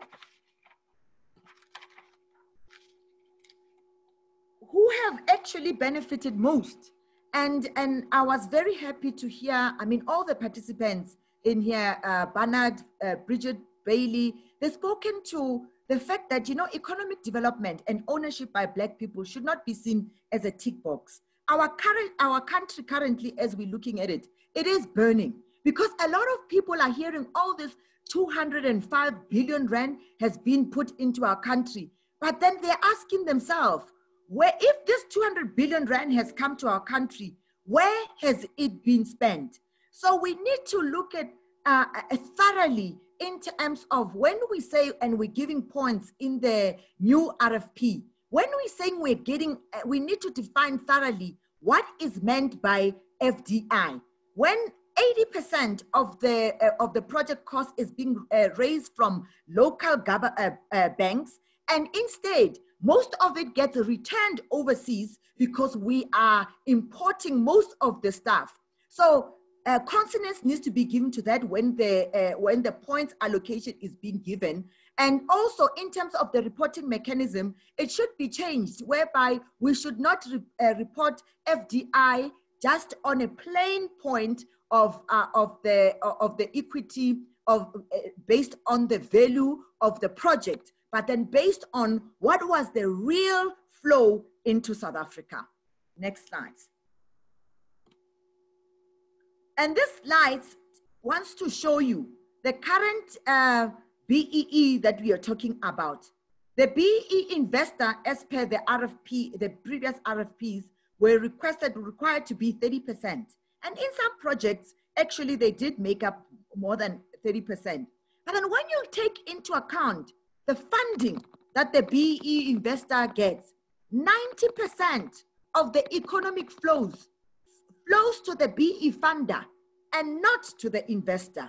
So when we are looking at our revamped RFP, the funding for the BEE funder should be taken into account when we are looking at the shareholding in the project. So we, instead of looking at shareholding at face value in terms of what the share certificate does, we have to look at the resultant funding mechanism, and we have to evaluate what is the real economic value that is in there.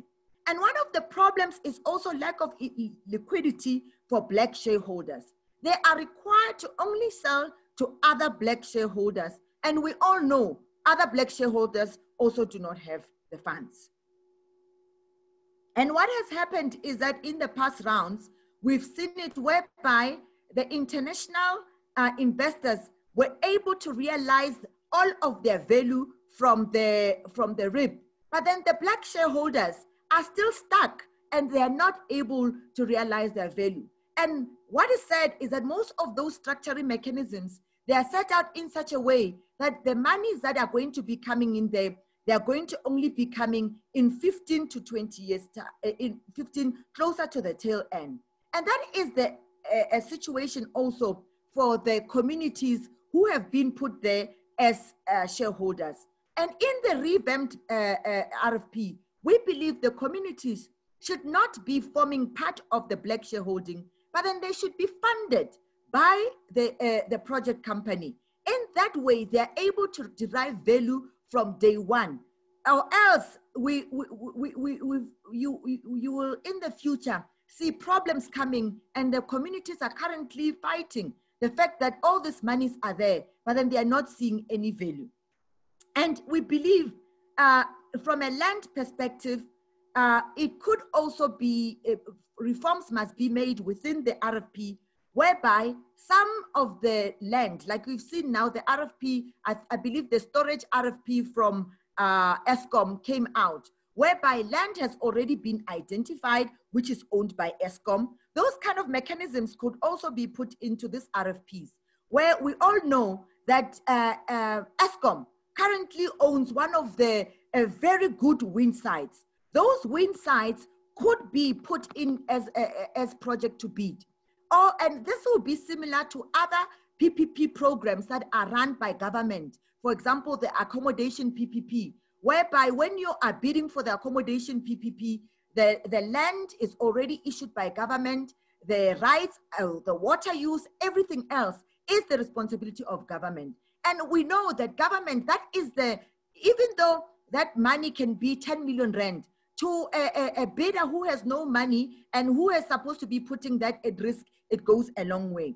And we believe that way, it will also help in making sure that projects are developed where power is needed.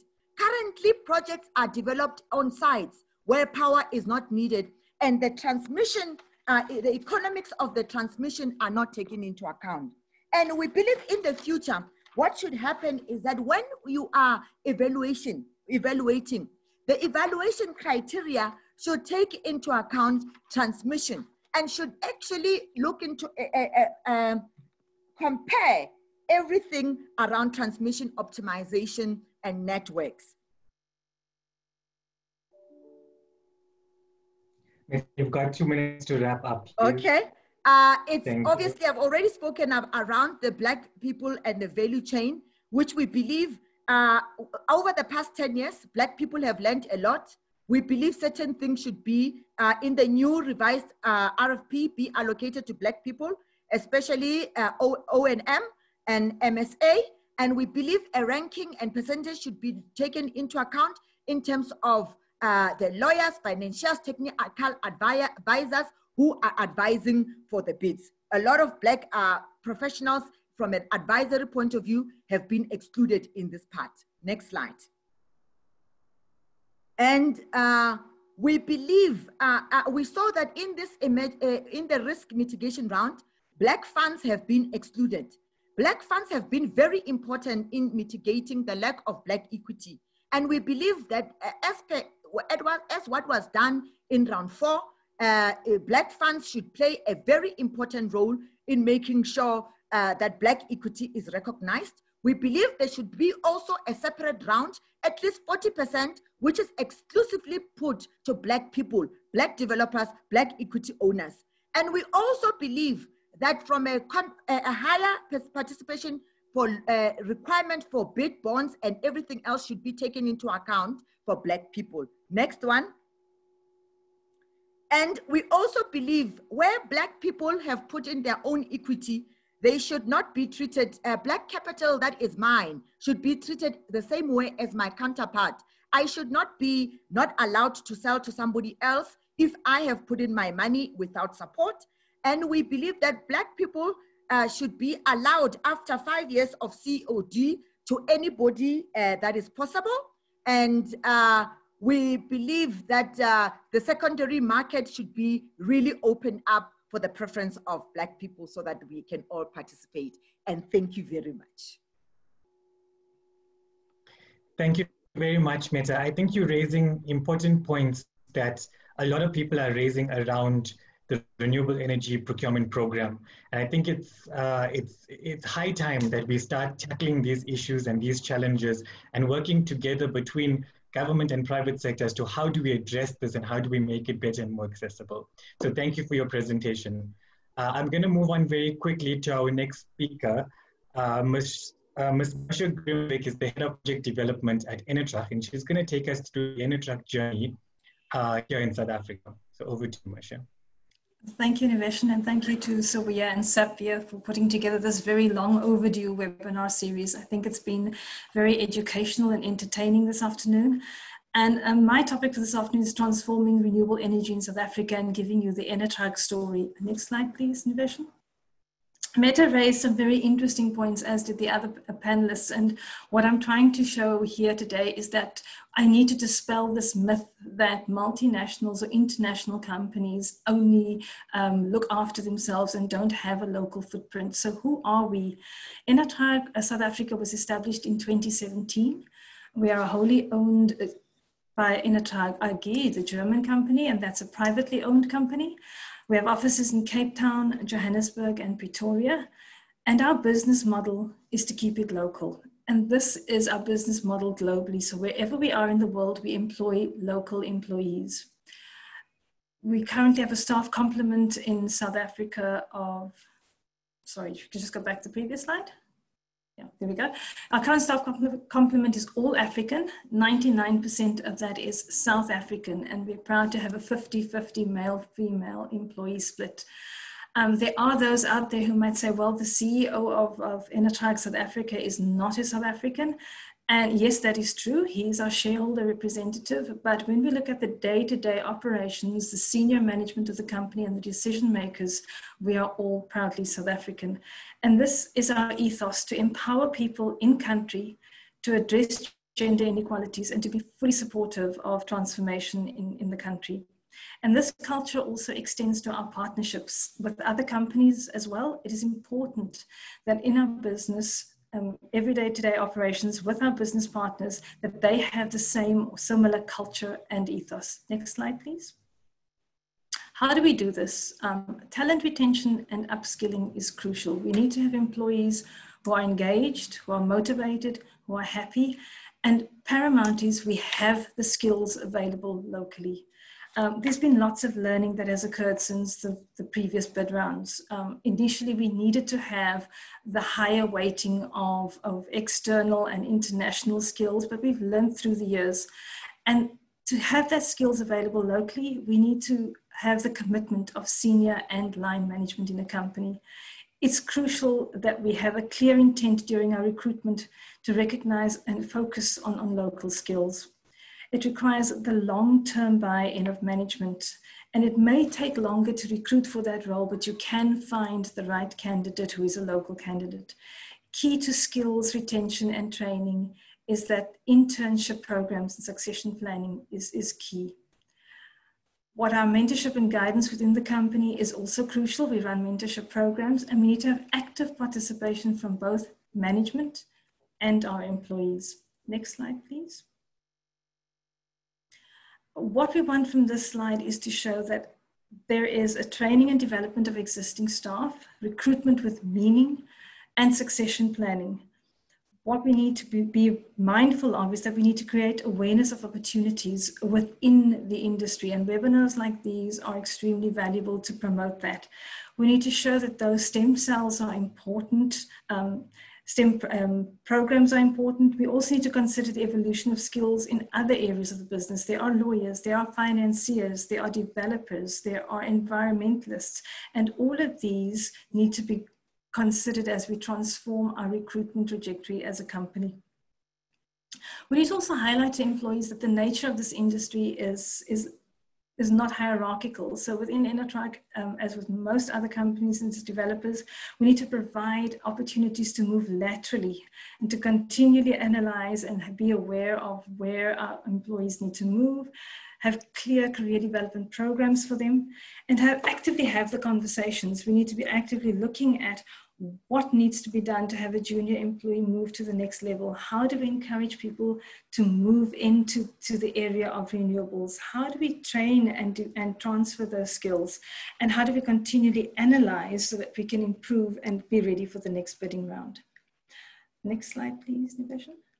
So with that, I would love to ask you to be part of our Proudly South African team. We are currently hiring. There are opportunities, a myriad of them, for local developers in various aspects of the business. If you are interested in joining this very dynamic company, please visit our website and we'll be very happy to have those interviews and conversations. And thank you again to the associations for allowing us the spotlight moment. Thank you. Thank you, Maisha. And I see you took your 2 minutes of advertising time as well. So thank you. I'm going to hand over to my co-host, Tobifuthi Ntuli. She's the CEO of SAWEA. She's been taking note of all of the questions that have been coming in, so she will direct them to the panel and the speakers today.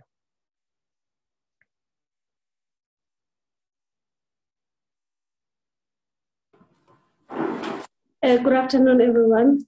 It's been quite an exciting afternoon with all the good presentations from our esteemed panel of speakers. There's a lot of questions. There's a lot of comments. I would like to apologize up front that we will not be able to go through them because of time. A lot of questions are addressed to the IPP office. I've tried to group them, and I just want to check if we still have Bernard on the call. Yes, he's still here. So I will start with the questions addressed to the IPP office, and I have grouped them with regards to subtopics. So the first group of questions is around the next bidding window. The next group of questions is around Eskom as a buyer. And the next group of questions is around local content and ED and Black participation.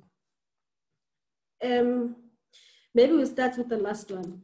So Bernard, there's comments that Black participation, meaningful Black participation by South Africans, there seem to be lucrative areas of the program where Black people can participate, e.g. in the EPC or in the O&M and operations.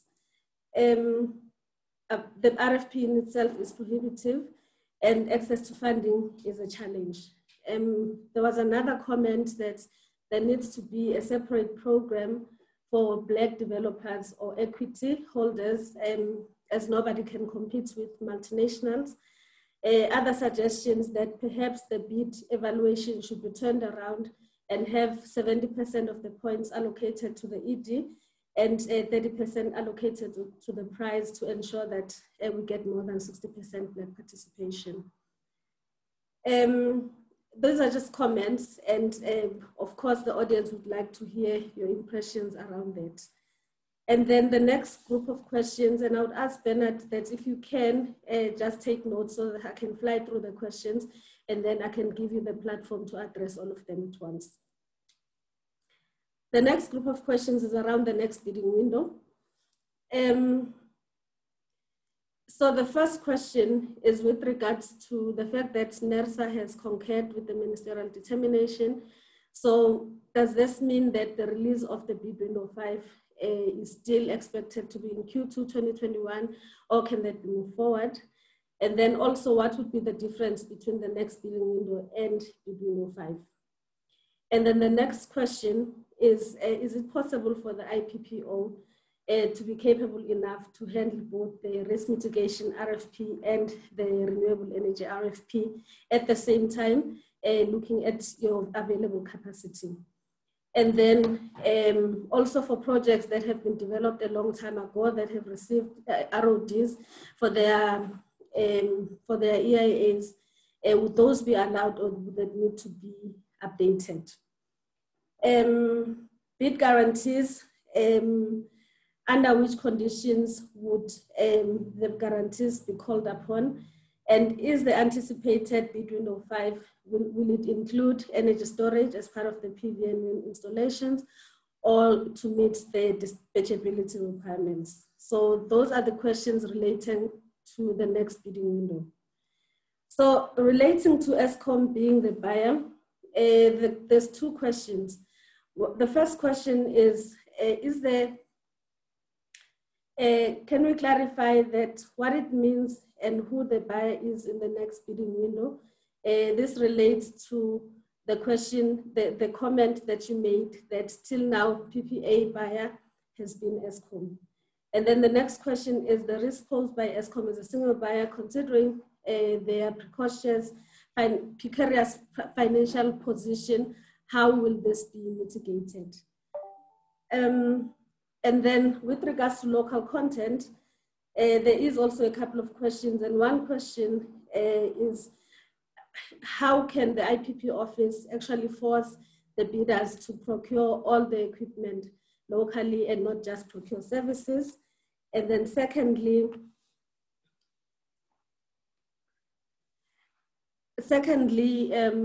with regards to promoting local manufacturing of renewable energy components, how is the IPP office planning to align RfP of the with the designated local content for PV components and the financial institution requirements of tier 1 manufacturers?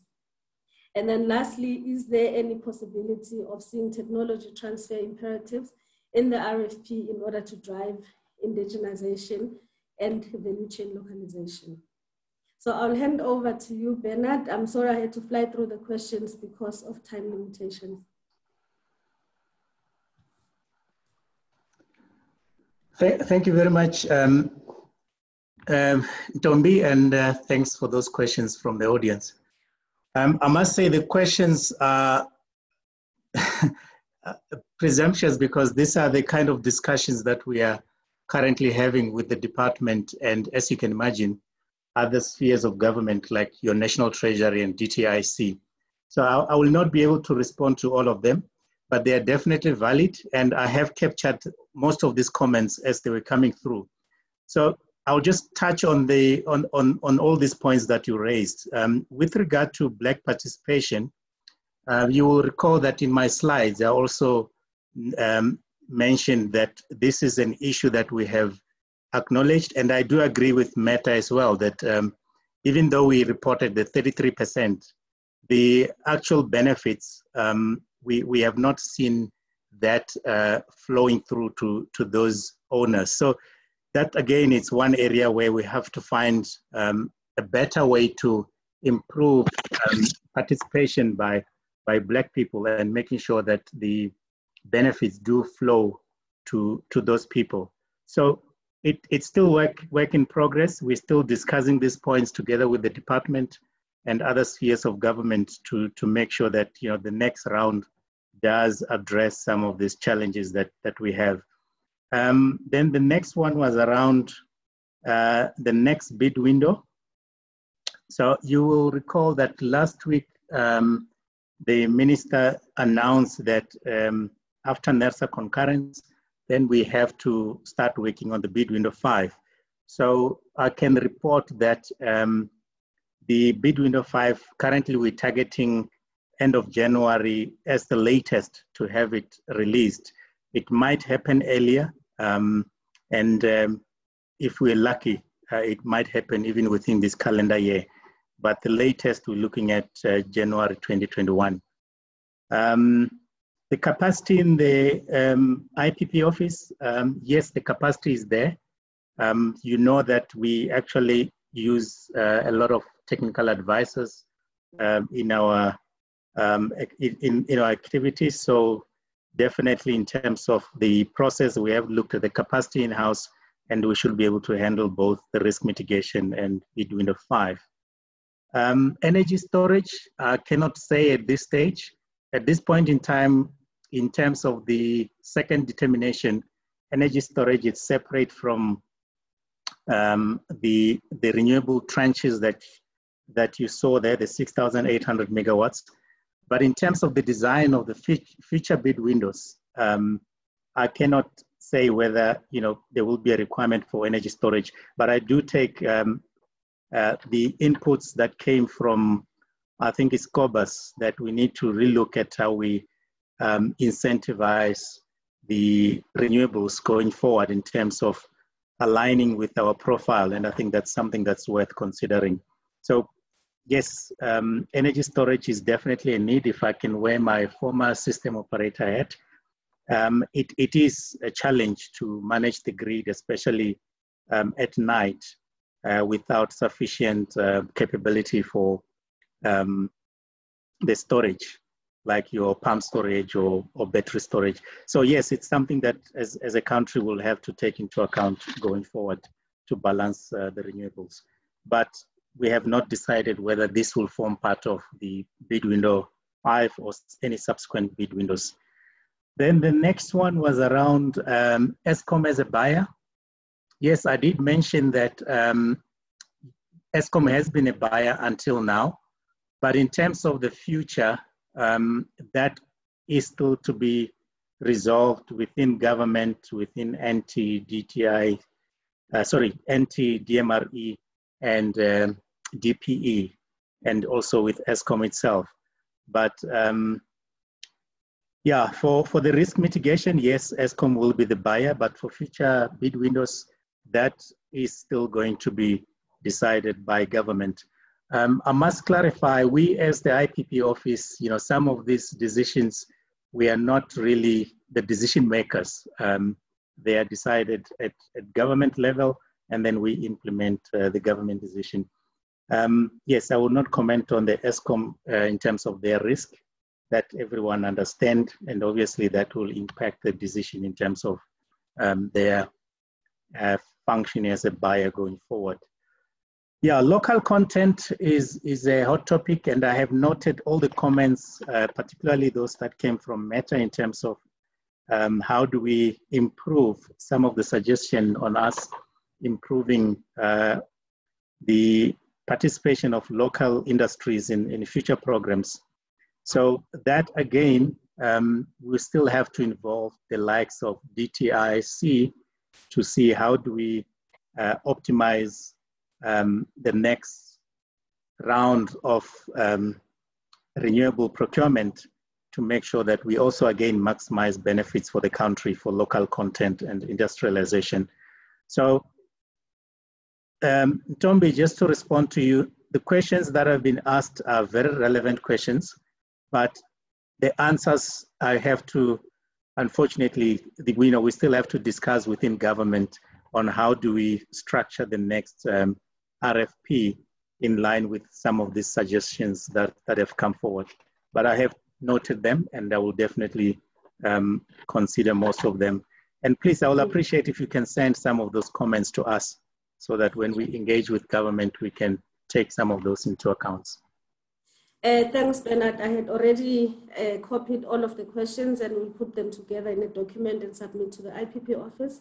And I also wanted to say to the participants that as we get responses, we'll be able to distribute to the mailing list of the people who are participating in this webinar. I have noted all the email addresses in the Q&A session and in the chat function, and we will be emailing the presentations. Bernard, before you go, there was a couple of questions about monitoring the SED and ED implementation. Would you have a comment on that? Yes, yeah, I think it was, I can't remember him, but he touched a lot on ED. ED and SED it's a big issue for South Africa. And I mean, I've been in the office for 4 months now, and that's one area where I've already decided we're going to focus on compliance monitoring and contract management to ensure that you know, we maximize the benefits and the commitments that have been made in the past, so that those numbers that you saw there in the screen in terms of the benefits that have to accrue to those communities do eventually accrue to them. So yes, it is an important issue, and it is one of the pillars of the REEP program in the country, that we have to make sure we maximize the benefits, we develop those communities, and we share the benefits of this program across the board. And yes, I can confirm that we are going to reinforce that area of compliance monitoring, and we will be auditing and we'll be reporting on a regular basis in terms of the performance of the different project companies on those commitments. All right, and the scorecards as well, just to add one more point, there will also be progressive increments on the scorecard in terms of the ED and SED commitments to Is that for future rounds? For the future rounds, I can commit to that. We are going to make sure that there is continuous incremental benefits to the communities and to those that deserve those AD benefits. All right, Bernard Magoro, thank you very much. I've got 2 more questions. One for Cindy from RMB. Cindy, with RMB's vast experience in the REEP, are there moves by the bank to make more accessible funding available for active participation, and not active in inverted commas, in projects by Black South Africans, be it at the supplier level or equity into EPC and O&M structures? I think it's also similar to the question we read earlier on about Black participation in EPC and O&M. Any comment on that, Cindy?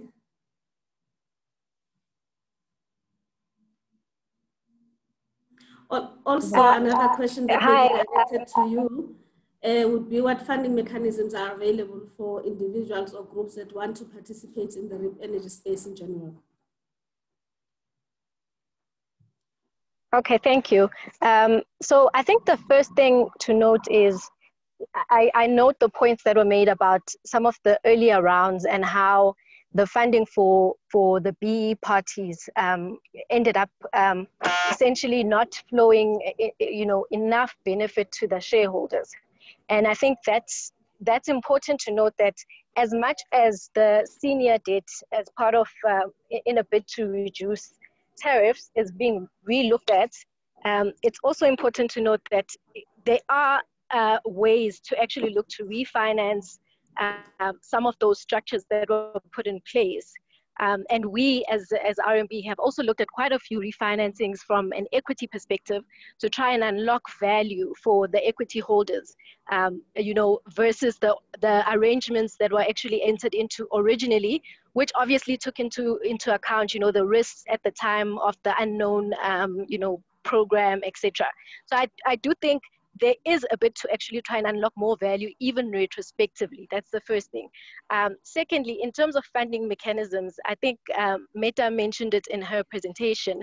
It almost needs to be a collaborative effort, between all the parties in terms of how we come up with a solution. And there is really no one size fits all. But I think from a banking perspective, like I did mention, there is, for example, an ability to fund on the back of equity holding. So if an equity investor has a particular shareholding in a project, we can look to gear those flows or against those it goes to the equity holder, and this is obviously because a lot of our BE players, for example, won't have a balance sheet to back to back themselves to put in funding, and we would just look at the equity to kind of facilitate that investment. There's obviously other ways where the project can fund. Hello? Yeah, you can conclude.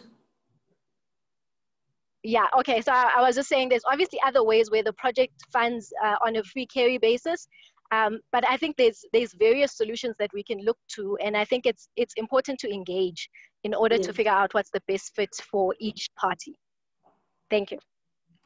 Thanks very much, Cindy. The next question is for Mesha. Mesha, please address enterprise and supply development initiatives whereby Black South African suppliers are integrated into the supply chain domestically and internationally. And then I'm gonna go to the next question, which is Meta's, and then we conclude the Q&A session. Thank you, Ntombi. I think there's lots of opportunity for Black suppliers to integrate into the value chain locally. Bernard's slide deck alluded to that, and I'm sure we're going to be sharing that slide deck with all of the participants here. What we need to be aware of is that you don't need to have the big EPC skills to become part of the value chain locally. Look at services that you can render as developers at a small scale. And if I use examples such as when we're doing EIAs, there are services that can be rendered as consultants. When we're doing socioeconomic development, there's community engagement. There's opportunities there for smaller SMMEs to participate. There is a wealth of market availability, and we shouldn't always think that we need all our lawyers or financiers or large EPCs. Break the value chain down. And I think in one of Bernard's slides, I saw, look at security, look at cleaning, look at admin. We don't want to say those are the only jobs. And there are opportunities across the value chain, from down to the little itty bitty who's providing the toilet paper to the operational wind farm, up to who is sitting around the table, structuring the deal, looking at the finances, looking at the equity participants, looking at the legal documents, and break those down and look at the value chain, engage with associations, reach out to those associations. They are your springboard to find the information. Today's webinar has shown that, and they can point you in the right direction of where do I fit in the value chain? If I'm not there yet, who can I link up with to get the skills to empower myself to become part of that value chain? Because that's also important. Sometimes we think we can do things and we're not quite there yet. Partner with a reliable partner who's already participating in the industry. Learn the skills, give of yourself. It's a give and take relationship. Have the conversations and then turn those conversations into action. Thanks, Ntombi. Thank you, Mesha. Last one, Niveshan, I know you're looking at time. For Meta, the IPP business is a capital-intensive business and funding remains a big challenge. How can the SA government assess qualifying and competent Black industrialists? My concern is that 10 years we will still continue to have the same debate of Black people lacking if the government is not agile. Over to you, Meta. Hi, and that's why I started with the fact that where the entry is in terms of lessening the burden from a development cost perspective. It's very, very difficult for a Black person to have 10 million lying around to go and get a site, do all the permitting while you're not even sure whether you're still going to, when you're not even sure when is the next round going to be and you're going to be bidding it. But then if government with its own land, for example, Eskom already has land, municipalities already has land, together with the IPP and Department of Energy and all the different stakeholders. They identify land where the energy and the electricity is required. And they do the risk development. There was land owned by, for example, the Central Energy Fund. It's already there, whereby they did the permitting along with ESCOM, and the whole idea around it, it was going to bid it. So because Black people have skill, they just lack the funding. And then along with DBSA and IDC, they come up, and the PIC as well, they come up with a package that will assist within all those things and the value chain. And in terms of, from an EPC perspective, government should come up with also different guarantee mechanisms from National Treasury, where they do not just guarantee blanket guarantees, but then they guarantee Black people, whereby in order to help them to de-risk the projects. And as well, Black fund managers. We have trillions in South Africa that are belonging to Black South Africans, which are for pensioners. We've had in the past whereby government has been calling for Regulation 28 to be amended in order for funds to be put into infrastructure perspective. Actually, what is happening in the market, if you go and look at most of the funds, not enough funding is actually plowed in here. But then if more funding, because remember, money is about who controls it. If this funding is properly controlled by experienced Black fund managers, that will also bridge the gap. Thank you very much, Meta. I would like to say thank you to everyone for participating in this. The session has been really great, and we will be sharing the presentations. We will be sending to everyone who has sent their mailing addresses, and even those who have not posted the email addresses, we've got your contact details and we'll reach out. I would like to encourage all the participants to follow the series of webinars, which is going to end in March, which focuses on different topics, project development, contracts and agreements, EPC contracts, socio-economic impact, and legal aspects of the REEP program, as well as operations and maintenance. So this is a platform for South Africans to get information about how to be involved in the Renewable Energy Program, and we hope you do take it up and get something out of it. I'll hand over to Niveshan to wrap up. Thank you very much, Ntombi. I think you've wrapped up perfectly. But before people start to drop up, I see we're losing people. There's just a couple more slides. Our partners at Messe Frankfurt would like to just talk about 2 events that are coming up with regards to wind and solar PV. So I'm going to hand over to Melissa Bender. Melissa is the head of marketing at Messe Frankfurt here in South Africa. She has been with the business for 3 years and experienced in putting on events across a number of different industries, from agriculture to mining to automotive to textiles in South Africa and sub-Saharan Africa. Melissa, over to you. Thank you so much, Niveshan, and good afternoon to everyone. I'm Melissa Bender, as Niveshan said, Head of Marketing for Messe Frankfurt, South Africa. And thank you so much to both associations, SAPVIA and SAWEA, for the webinar today, as well as to all of the sponsors. So I know we're over time, so I'm going to try and go through everything very quickly. Some of you already know that the physical Solar Power Africa and Windaba events will not take place this year. However, with everything going on in the industry, it is important that there's still a platform for everyone to engage. So the inaugural 2020 edition of Solar Power Africa and the Windaba events will now take place online as a virtual marketplace with associated conferences. So Windaba will firstly take place from the 26th to the 27th of October. This will be 2 days of top local and international speakers presenting on key industry topics.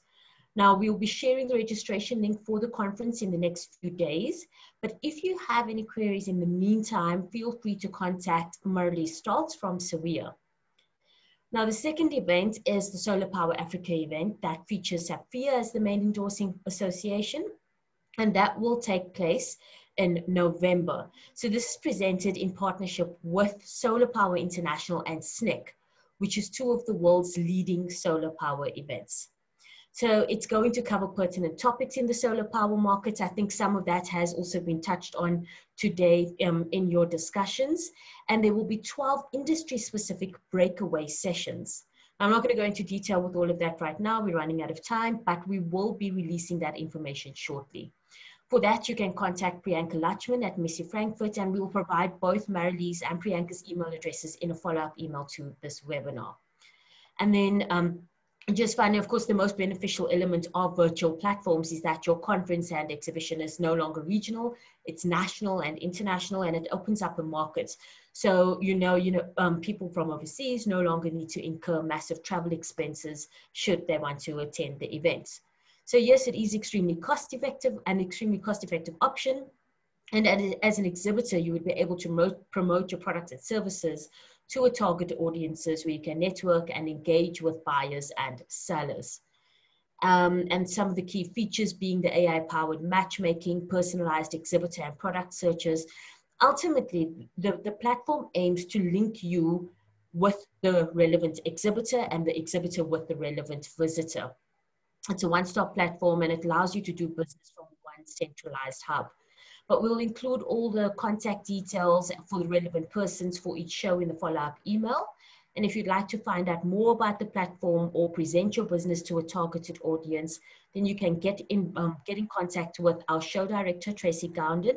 I think the details are on the next slide, but as mentioned, we will share that with you in the follow-up email. Thank you on behalf of Solar Power Africa and Messi Frankfurt, as well as the Windaba team.